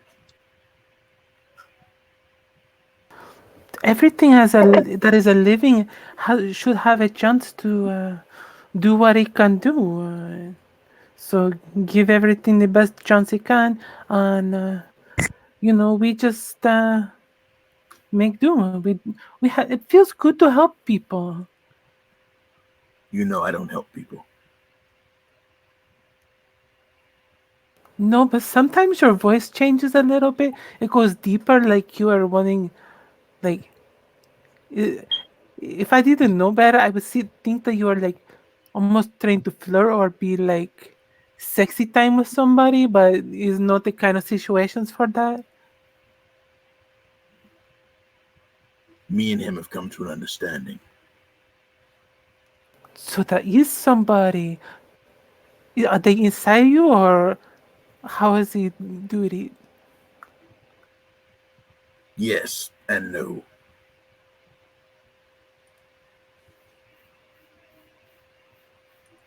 I want nothing to do with them.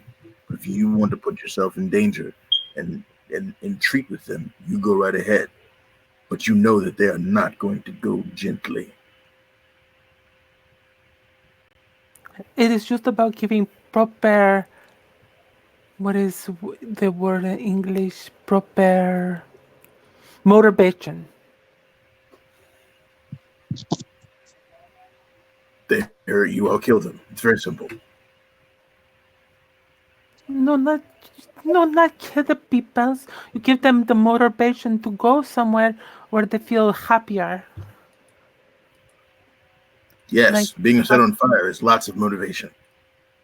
that. That's not how. That's not going to work in this situation. Because you would probably burn down most of the forest. I'm not seeing a downside here. I don't like trees. I love my trees. You should see the trees over where Gunnar lives. Oh, those trees are so beautiful, especially now that I've fortified them. They're muy bien. I'm not going to help them, but I won't hinder them. I am not asking you to help them.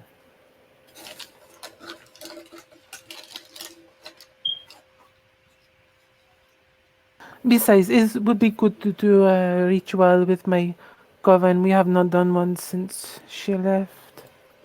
And Miranda's, she looks kind of a little bit sad.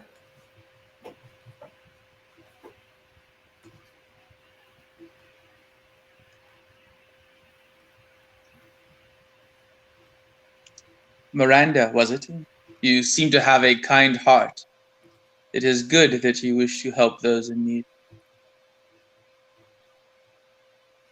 Oh, see, it just feels good. It feels right, you know. It's hard to explain more better. You are living your truth. This is good.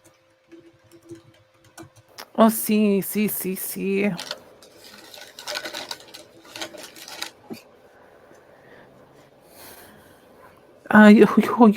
say you are Z? Yes, Buenas noches. It's a pleasure to meet you.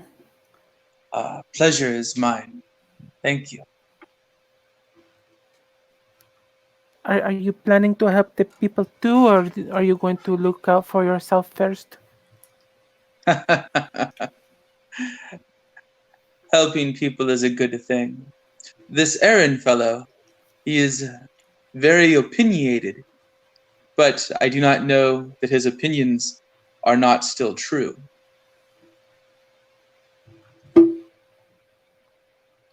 No, they have their not so good sides, but that's just like most people. Why did they lose what they had? They fought among themselves, or they have some other enemy?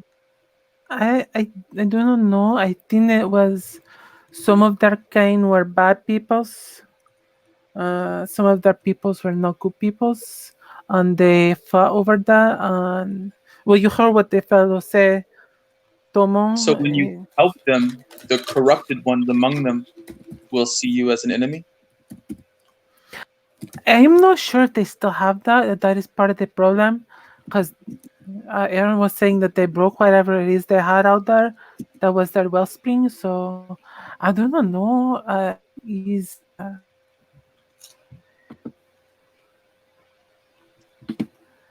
Yeah, I don't know. I don't know all of the things. I have met. I did not realize Aya is. She is a werewolf. Oh my god. Oh my goodness. I wonder if she was. Oh, that would explain why she's asked that way. Oh, no me gusta.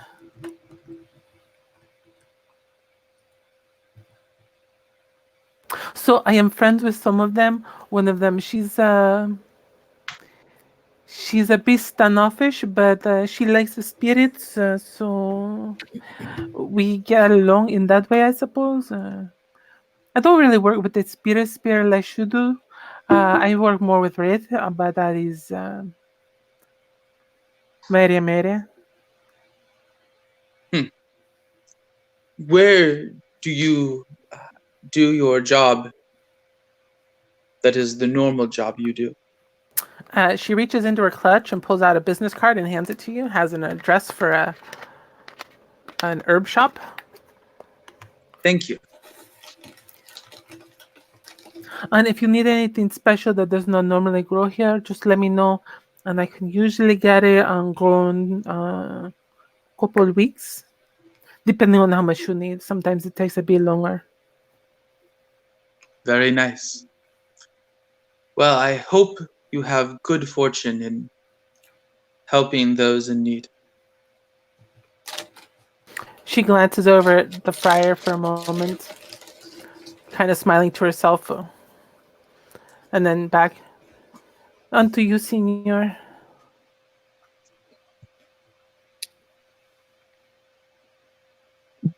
The friar, he has been removed from his group.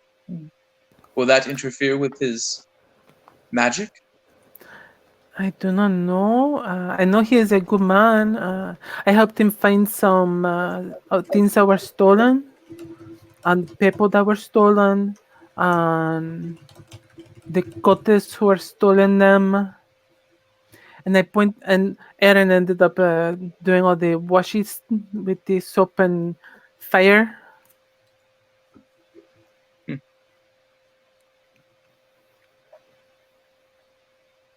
The man who left angry, he has threatened you all. He will kill you, he said, yes? If we go to his churches or any of those places, see. Those places are very common here in Amsterdam. See. Mm.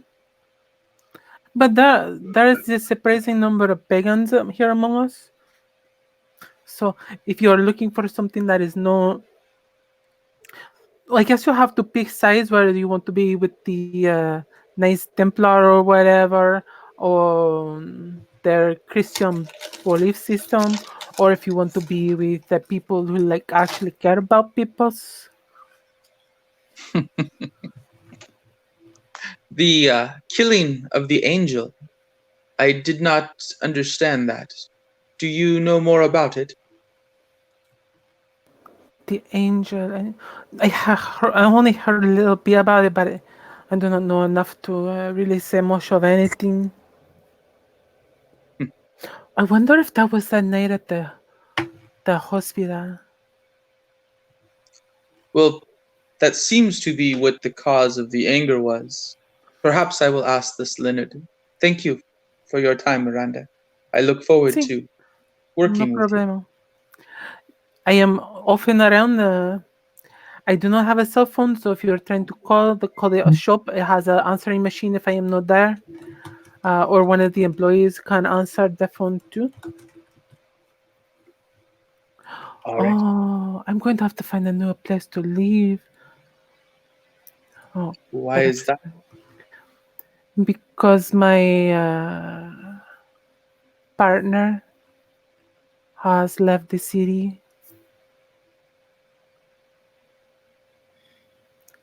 And I was staying with her on vampire territory, but since she is gone, I do not think that I can stay there still.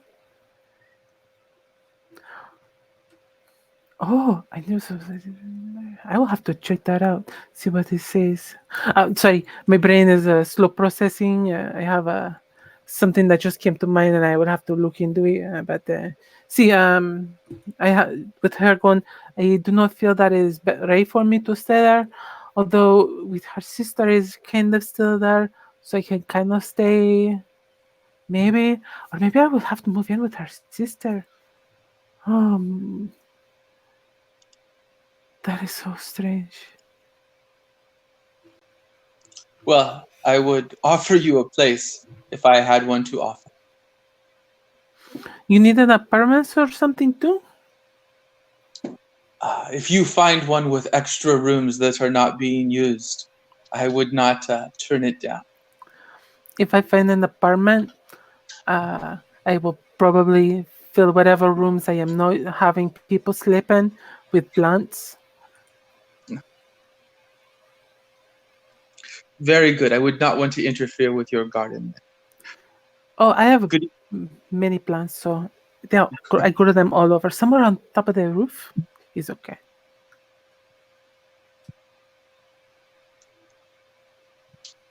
Good evening. And I'll head over to Leonard and ask him about the angel. He had been escorted out kind of by Ilmari because he was still recovering.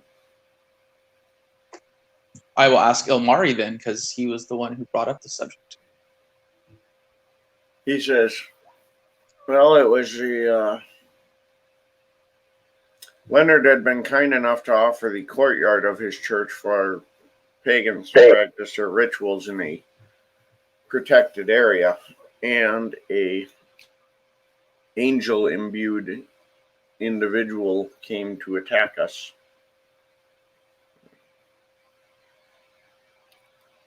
A number Because you were defiling his area? I don't know if it was the angel's territory or if he was sent because he hadn't been there when we arrived.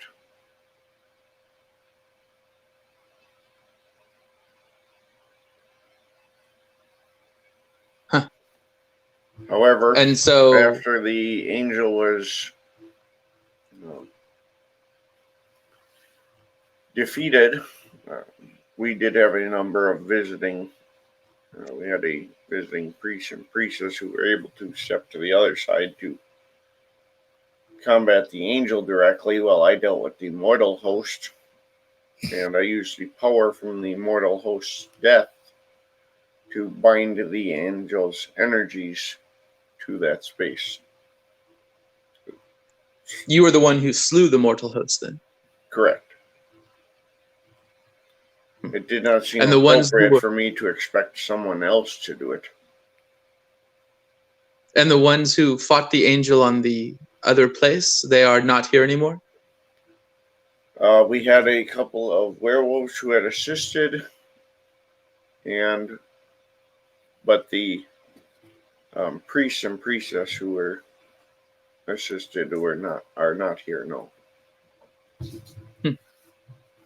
And there has been no repercussions from the slaying of the angel? He kind of gestures down the hall towards Leonard and then out the door, and he says, I imagine that would qualify. Of a more spiritual sort? No. I imagine the violent death of both mortal and spirit probably lent itself to limiting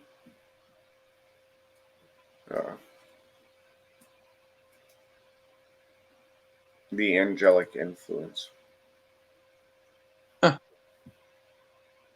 And you do not have influences of the other side here?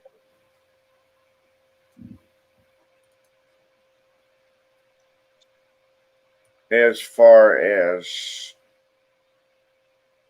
spirits in particular, you mean? Yes. Spirits there- of great power. Jinn. I don't know that we have had any Jinn yet. We Demons. tend to focus more on the natural spirits. Interesting. And the wolves that assisted you, they are your allies? Well, they were at the time.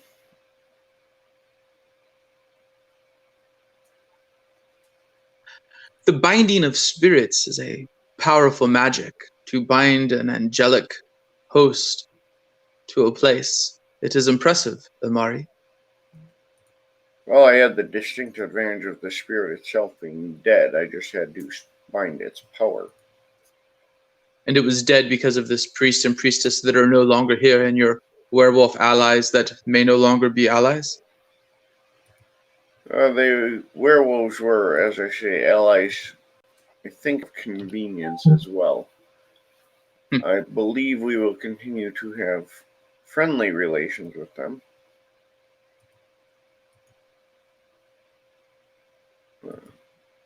They seem to be at some civil point, towards us. if at some point you have time and can review the ritual that you used in detail, I would see it done, a reenactment that I might learn about its features. Among my people, the binding of great spirits is a high calling.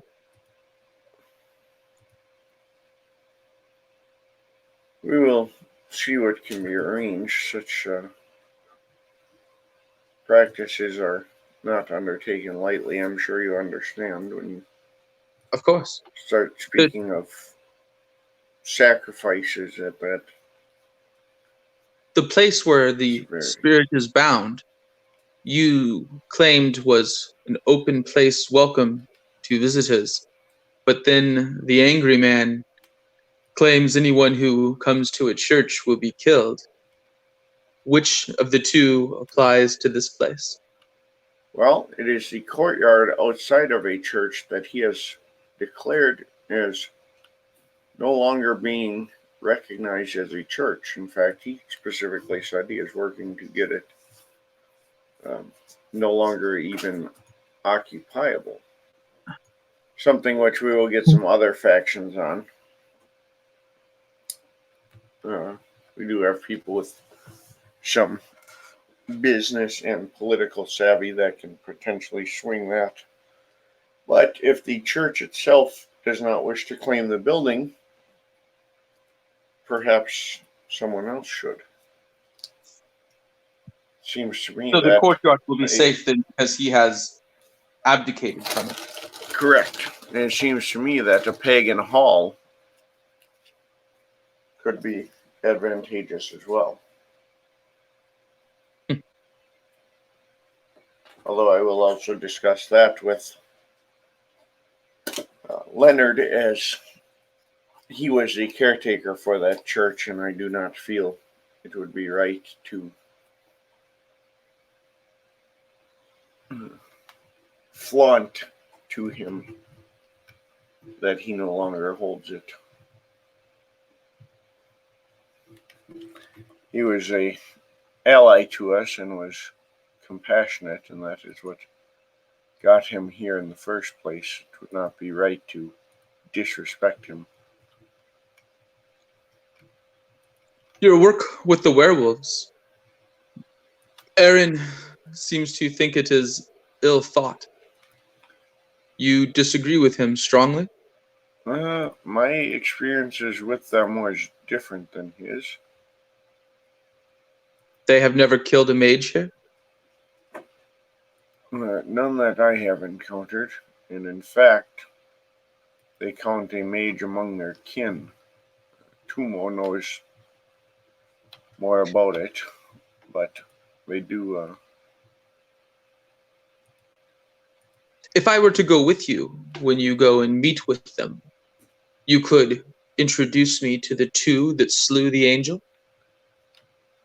I do not know if they will be present. I can reach out. I believe Tumo has contact with a friend of one of theirs. I also know that the Sunken Norwegian, it's a theater on an old ship in the harbor, and that has been accepted as a neutral territory for all supernaturals under the edict of its owner.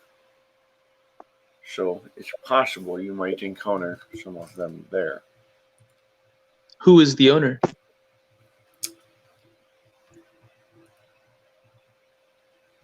We do not know what variety of supernatural he is, and I say that in the interest of full disclosure.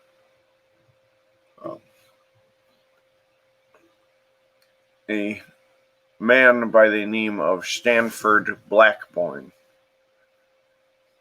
maintains it. Rather strange fellow, but on the few times I have visited, he has been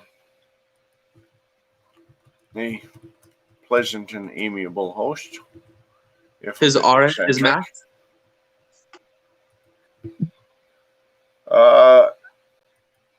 Yes, masked, distorted. He keeps quite a bit about him masked, but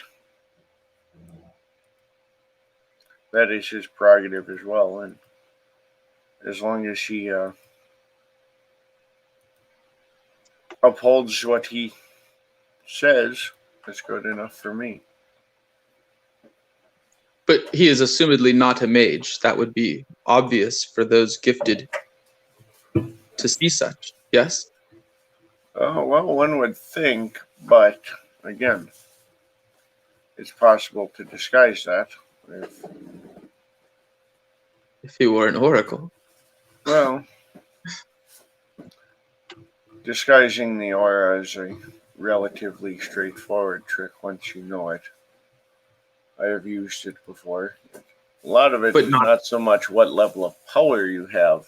His aura, so yes, much- but other magics he does, if he was a mage, would be obvious to those with prime, would they not? There are ways to mask those as well. And that would also assume that he has actually performed such things.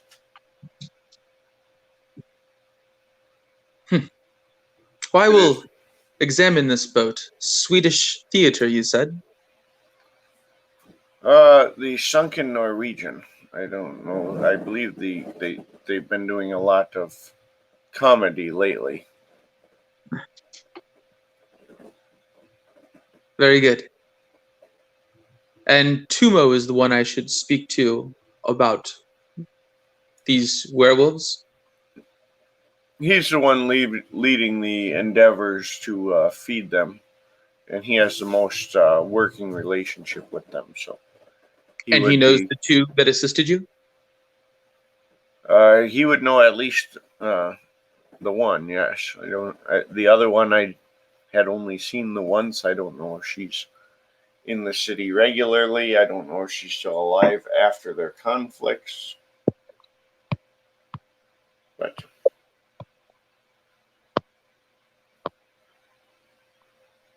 Very good. Thank you, Amari. You have been most informative. that is part of my role as well.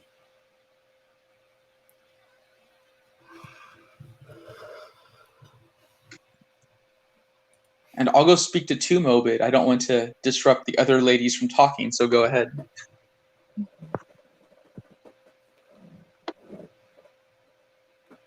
All right.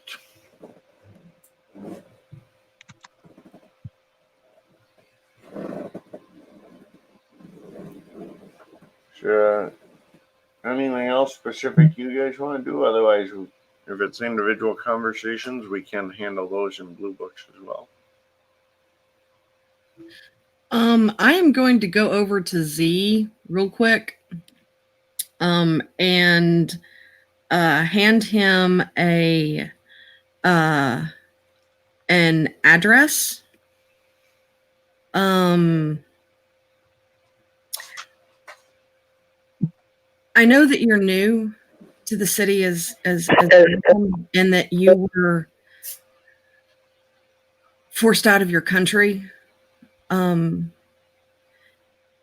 If you're ever in need of a meal, granted it's all vegetarian,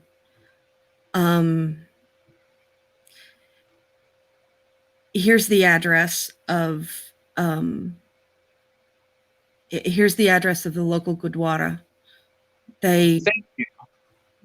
They offer free meals to anyone. You're not even going to have to sit there and listen to anybody preach. Nobody's going to try and convert you. Just we all get together and we eat.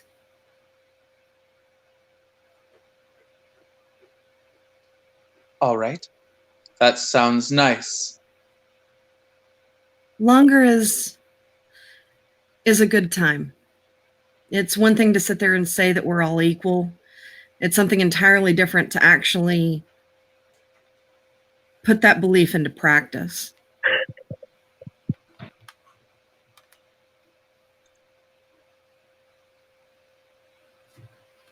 Your plan to help feed the family of the wolves was kind. Will you be doing the deliveries that was spoken of? I would like the chance to meet them first.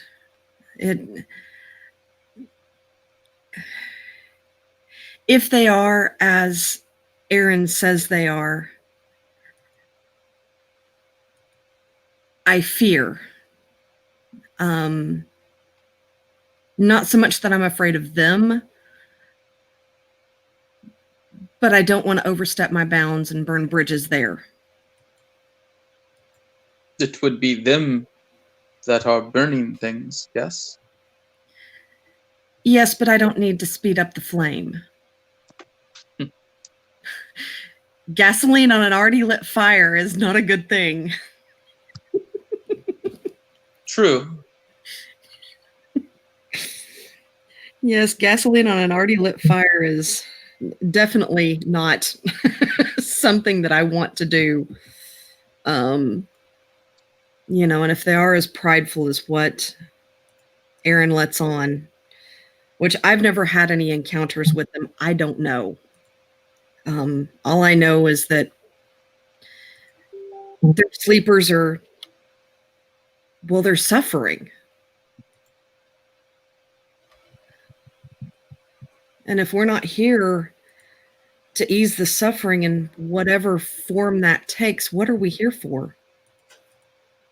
The man Eason, who stood up and spoke, he speaks from fear. He hides himself. He tells others to cower. You should live your truth. If your heart is to feed the women and children, then do so. And if things are afire, smother it where you can. Do not worry about what you might cause. Do what you feel is good to do. Otherwise, like Eason, you will hide in the corner until you fade away. I have no intention of fading away just yet. I still think, though, that it might be prudent to give the food to Tumo, who has actually met these individuals. That and he can add fish to it. I fear that for the most part we are vegetarian. And wolves are compulsory carnivores.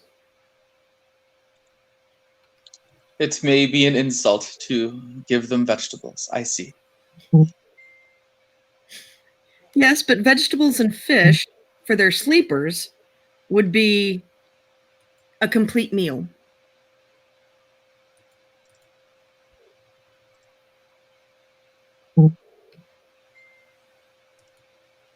At least I can hope. Well, I think I will accompany Tumo on this jaunt. That is the right word? Journey? I believe so. I mean, I have no problem meeting them. So, if you wish me to bring the food, I will do so, and I will only take small samples to make sure it is good.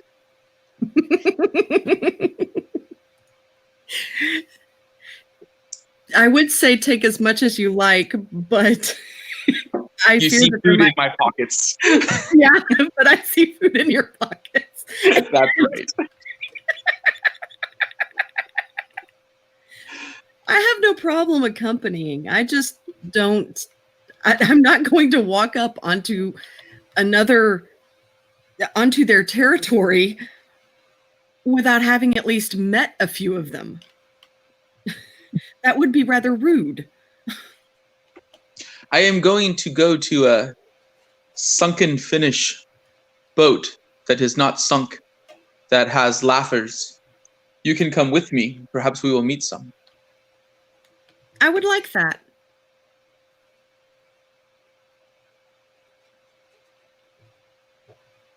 I would like that a great deal. Miranda seems well-traveled and knowledgeable of this area. Perhaps she will come with us. She may have already been there. Well, I certainly know that I could not have healed that poor friar as quickly as she did.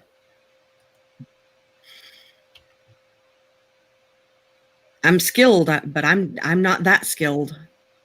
Or skilled in quite that way.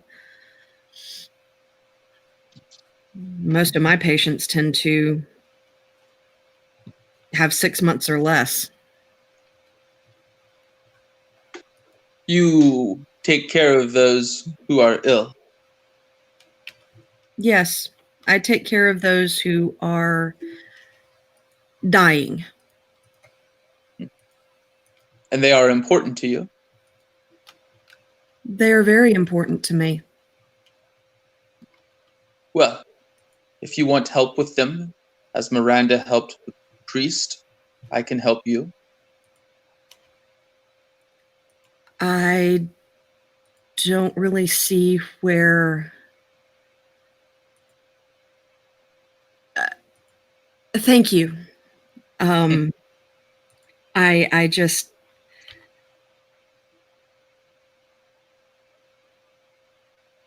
There's nothing wrong with death. They are important to you. Death takes them away. They are important to me because I help ease them over. Ah, you enjoy them dying. I won't say that I enjoy it. No one truly enjoys it. But just as we all are born... There are some that enjoy it, but all right. No, it is not an enjoyment. There is a rightness to it. There is peace there at the end. There's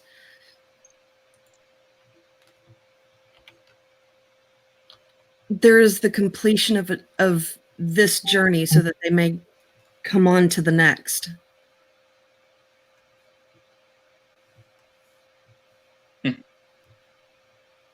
We learn things. I sometimes have thoughts about my previous...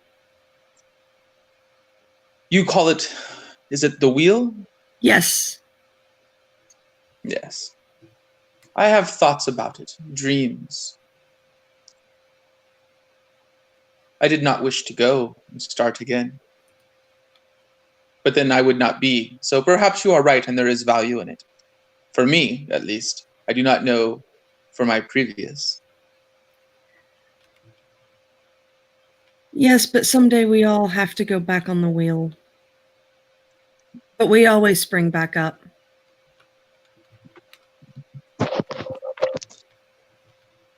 So it is with our lives, and so it is with the worlds.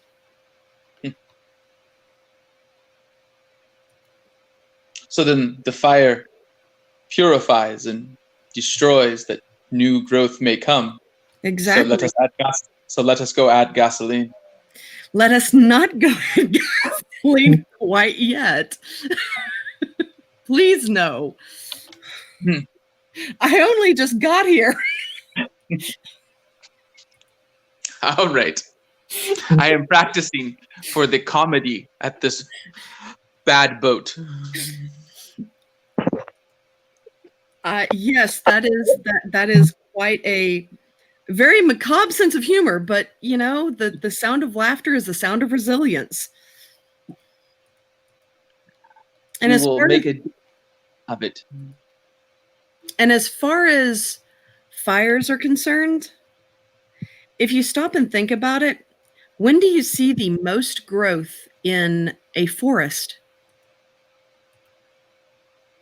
Of course, it is a year after the fire. Exactly. Something has to go so that something may be reborn. I am a great lover of fire.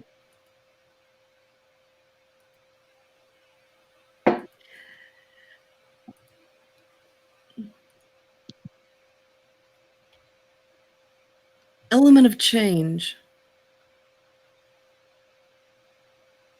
It is what brought me here. It is what brought you here.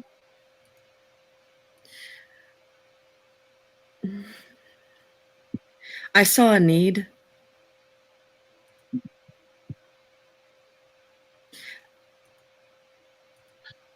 I call out if Miranda is still visible. Miranda,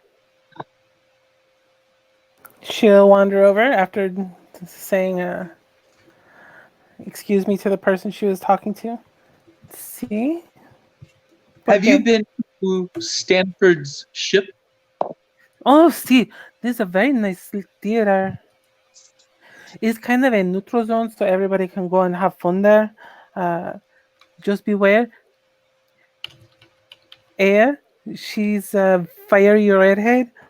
She has a bit of a temper too, so just be careful with her. But she's a good person generally. And oh my goodness, I am so certain that I called her a good little puppy. Oh, poquito perro. ¿Por qué? Do you need directions or? Yes. Do you go there often? I was going a couple times a week just to see what was going on with people.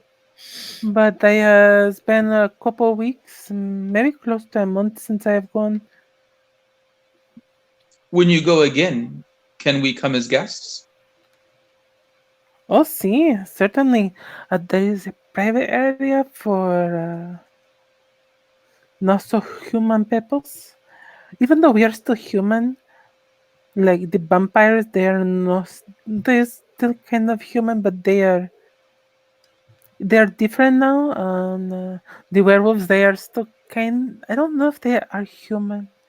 Guess they are werewolf, otherwise they would be called a human wolf. Maybe that is why it is a werewolf. This is a strange word. Perhaps they are transhuman. Transhuman. That is an interesting concept. See, I could see that. That is interesting. I'll have to ask Air. Well then, it seems we have an appointment with Destiny. Oh, you know Destiny. She's a very sweet girl. Yes? Wait, do you Very not good. know Destiny? There may be more than one. Sometimes we get to choose between them, yes? No. You get to determine whether you accept it or go into it unwillingly. But you will be there.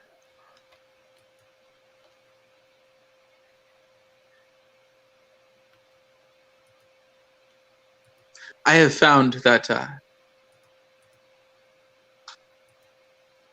there are many paths, and so it is not always only one. But there is only ever one path. You see, because people stay on the one path that they choose. So When you look backwards, there is one path you traveled. When you See? look forwards, there are many possibilities. are there really though? Are you not already setting the standards for what your choices will be and automatically excluding some?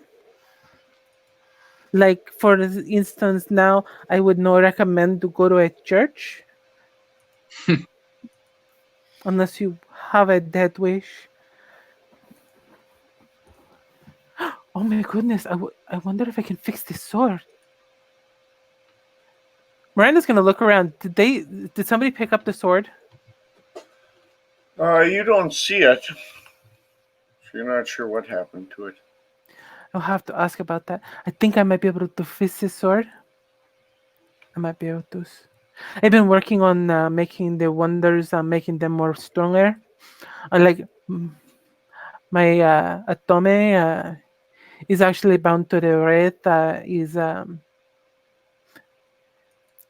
He's my friend. I say we work together, and he's a very nice. His name is Morrigan's Blade. Let's see. He was one of the people that was killed during the big fighting of the religions.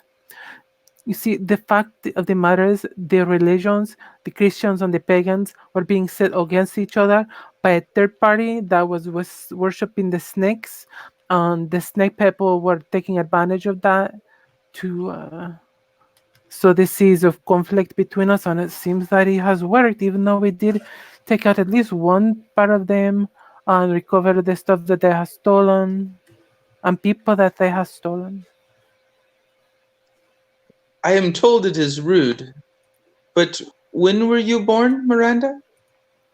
But in 1983, All right. and she looks like she's barely over 20. Your healing has done well for you. I've been able to heal myself for a while, but healing others is the next step, I think, for me. But I think I can then use these new strength of my spirit to really help the peoples. I think I might be able to grow trees into houses. That would be really helpful. I know. Aaron did not think I should do it, but I'm like, I can go out there, have a couple blood orgies, a few rituals, and boom, I will have a city built out of trees that nobody will see because it's a forest. Secure. I think they might like it. I mean, I can understand if his experience with the werewolves has not been nice or has not been pleasant, that he would not want to deal with them. But to not have compassion for their sleepers, I don't understand it. Aaron is more machine than person in his brain. He is not handle people well. Ah, He was certainly excited about this faction the virtual adepts are attempting to duplicate. See, this is the first I've heard about this, so I am uncertain about all of that. I will say that it's concerning. If they are as thin on the ground as they say, and there's no way to launch I don't know how else to word it other than a friendly attack, so that we know where the weak point is in this. If we can deconstruct their magic from this thing, they will be able to deconstruct ours from this thing. Did you hear them say that they don't know what their goals or purpose were? Then what's the point of this? That is my question. They make enemies of people they do not know are their enemies. Control would be the most likely. Is how you gain power. You make people think that they are safe and that there's nothing that can happen to them, and you control that position. When you want to be more powerful, you make them fear that something is going to happen. So you make something happen to one person, maybe a dozen peoples, and so then everybody's on concern and they band together against this invisible threat. The idea of them as a bad person when there is no them that you can identify as specifically, So it we're would be like killing. saying they not instead of when we went to like World War II, we're just out to fight them and not Hitler, not the Nazis. You make it less focused so that people just fear anybody that is not on their side. Is make it very easy to control peoples. Yeah, you control them with their fear of with their denial of death and their failed hero systems.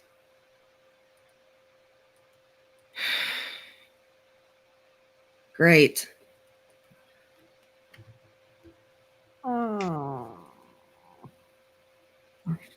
Mm.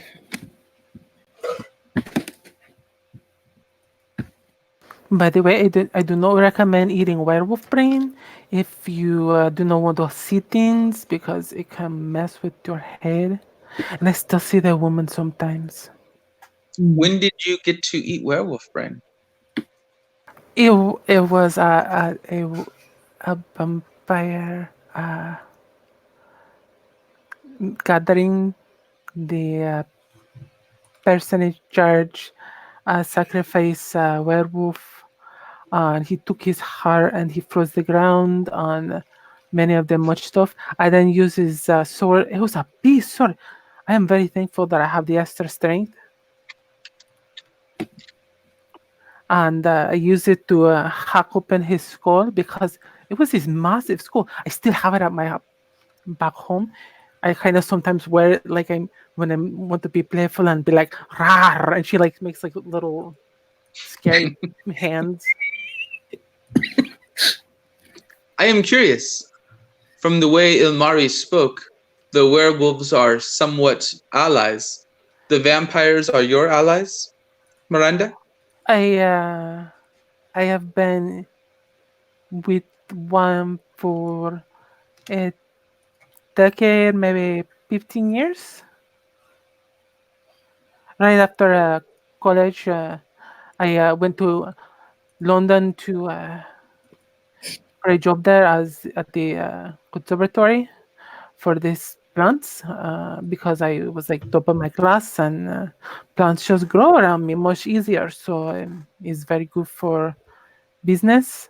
And I met her there. She came in asking about this special kinds of plants, and she had me hooked. And then we hung out a few times, and we had very intimate relations. And after a while, we were just together, and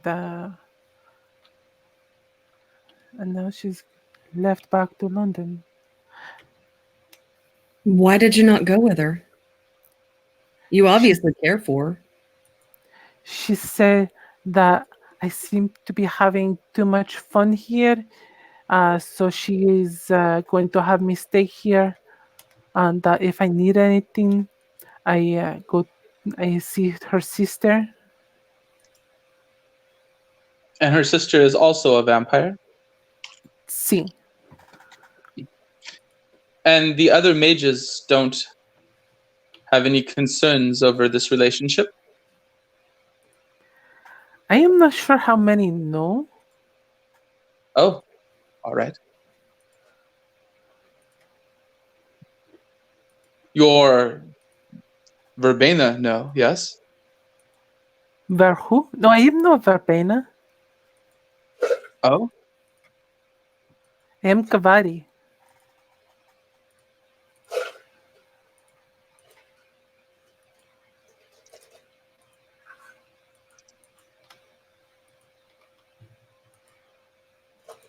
I'm sorry, what did you say? Kavadi? I am not familiar. Others call us by other names, but that is the name of ours that I feel the most attached to.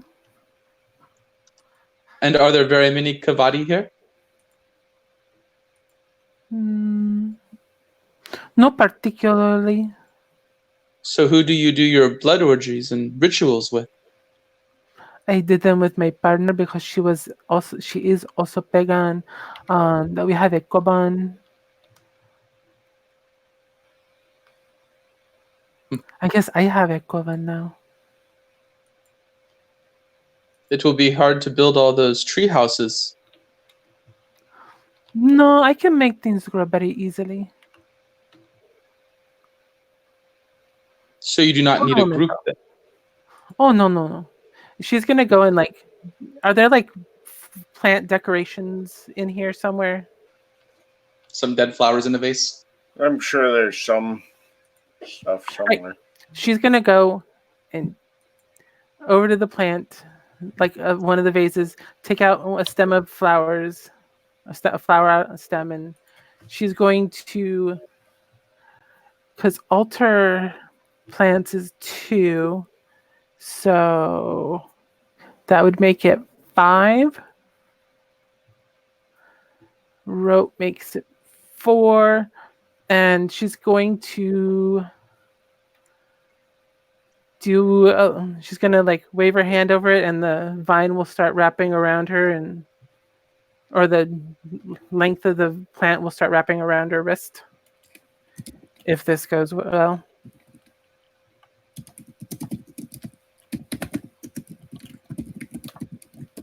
Three successes, so Yeah, they'll do it. I smile. Your group, the Kavadi, how old are they? we are one of. I think the name you know best or better would be the Dream Pickers. It does not come off my lips very well, so I do not say it very much. Dream speakers, yes. So you are of the same group as Tumo. See? And so Tumo does not care about your relationship with your partner. I don't think he has ever asked. We do not talk very often. You talk all the time. I mean, really? Okay. No, I'm pretty sure I would know if him and I talked all the time.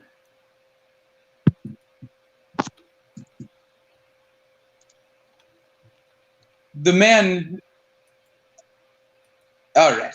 I misspoke. My apologies. So no one knows of your partner. It does not matter. She is not here anymore.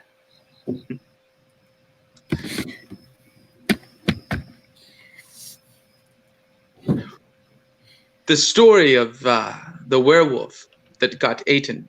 That was here, though, yes? See, he was one of the bow werewolves. We were seeking information on the vampire in charge of the team. Wanted some vengeance because they harmed his living family. But I learned about the snakes from him, and I learned about the woman with the sword and the shotgun. So the vampires here are helping some werewolves by killing the bad werewolves? See. But don't werewolves think vampires are bad like bad werewolves? It depends on which werewolf you are talking about, because I am fairly certain that some werewolves work with the vampires, but I'm not sure if it's similar kind of I do not think they are like in the loves with each other. Maybe they are a distant family. I do not know. Perhaps I will have to ask Gunnar.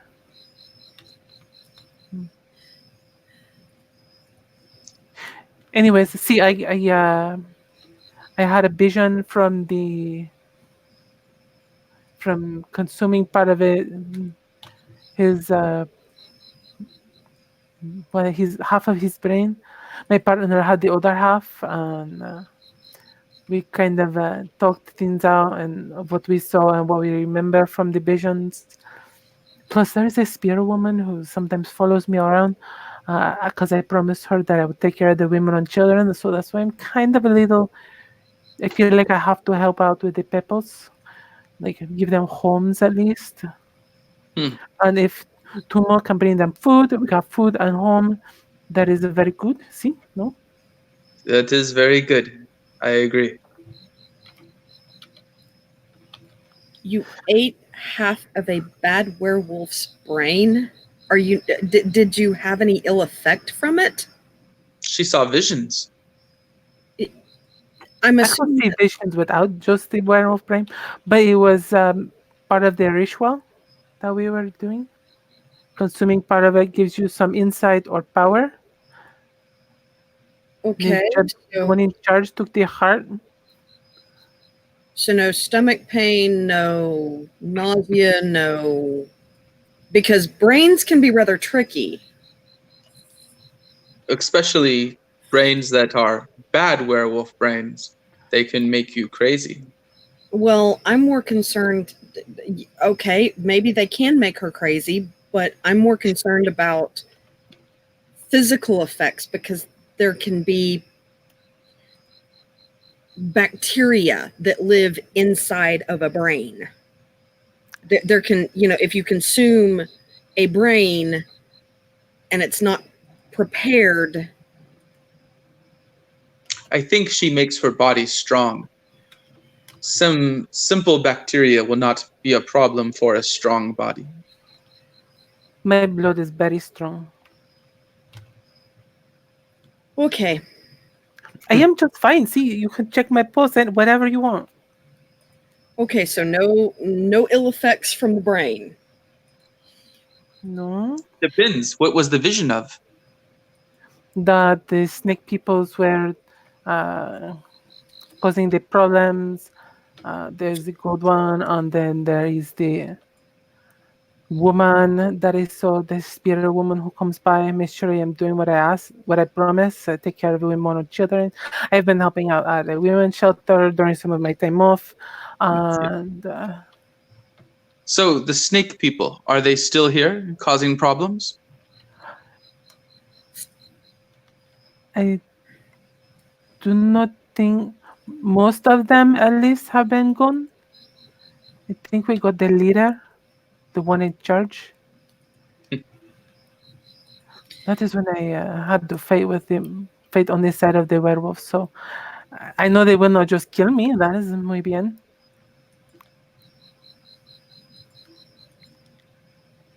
You are strong enough to fight a werewolf Fight or with a it. We vampire? were fighting together against a common foe.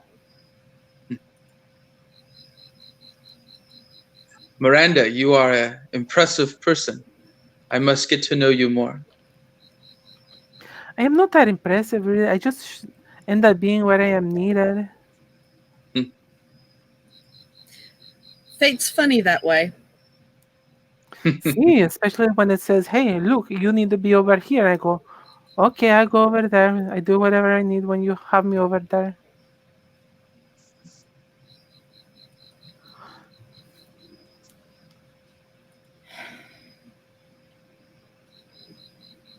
May I look at your fate? If that is what you want, I would can like not to stop do you. that. All right, if somebody, because I don't think I can make the roll dice thing work, but I'm going to try. So let me see. Start with a hashtag, Boom. the number of Arte you have, D10, F and then All right. So I got 1 success on a time 2 effect to nope, look at that's your. a negative That 1 is success. that is a botch. Oh, That is a awesome. botch. So in That that is a case, botch. I put my hands on. Sorry, I move my fingers. You notice I have a 6th finger on my left hand as I start doing the little gestures that you see on the Magicians TV show. Are you guys familiar with that? Yep. Mhm.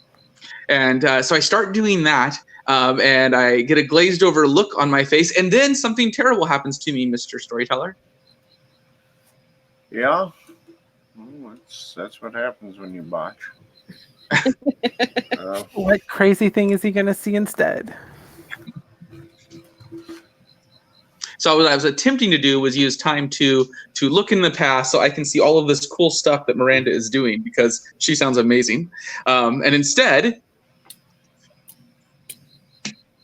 of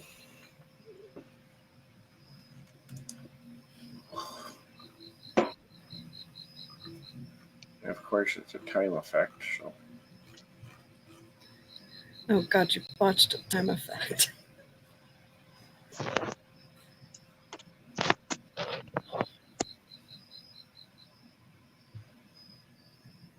well, for starters, you're going to get 2 paradox out of it.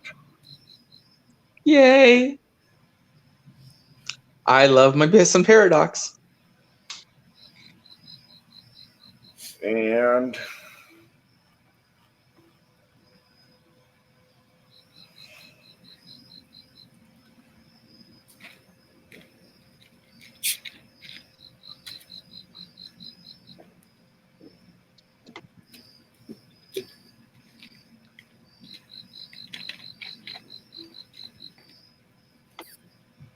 you are going to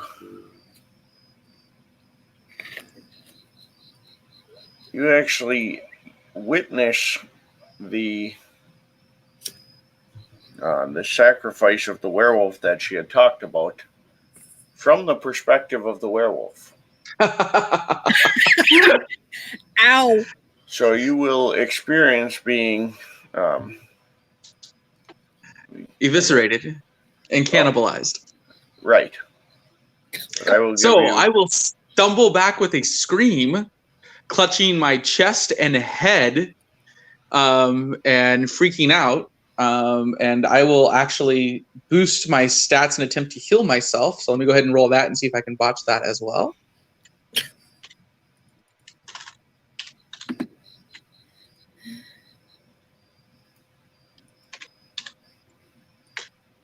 I do not botch that. So I heal my imaginary wounds of my head and chest as I am staggering away from you, screaming in pain. My future looks that bad. And I will exit the room, unsure of just trying to regain control of myself. So I flee. I'm sure experiencing because you were, your stomach would have been eviscerated, followed by the heart torn out and the skull split.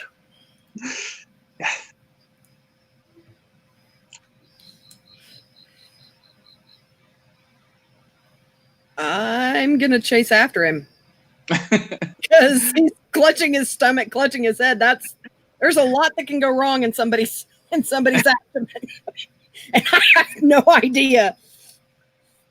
So if you have life sense up, you did see a life healing effect go off on me. I don't know. Yeah, he didn't actually directly take physical wounds, but Right. in his I just mind felt he it, did. though. Yeah. So my instinct would have been to heal my wounds, which I didn't have. So the effect went off with no effect. What in the world? Then I will give him some space. So you see if he's okay.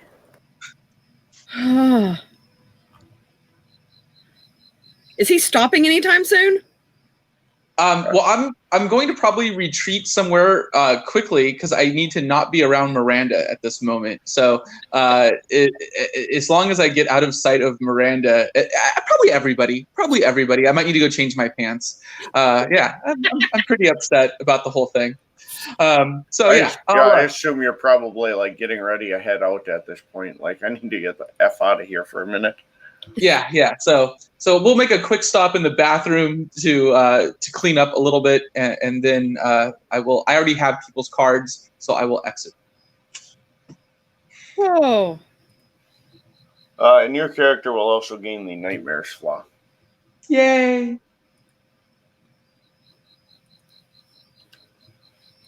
Is there anything else the other two of you want to do before we wrap this up? Or is this a good spot to quit for you guys? Yeah. I think that's a good spot to Yeah, quit. that's a good spot to stop. All right. Well, as one of our mages stumbles out, clutching his stomach and head, and the rest of them kind of separate, having gotten some details at least. We will go ahead and wrap up there. Thank you, players, for playing, and watchers for watching. This has been another episode of Nightfall in Amsterdam, and also our first episode of our soft reboot. Join us again. I believe our next gathering will be as the vampires of the newly split factions kind of gather to decide exactly where the lines are drawn in this armistice. We'll look forward to seeing you again.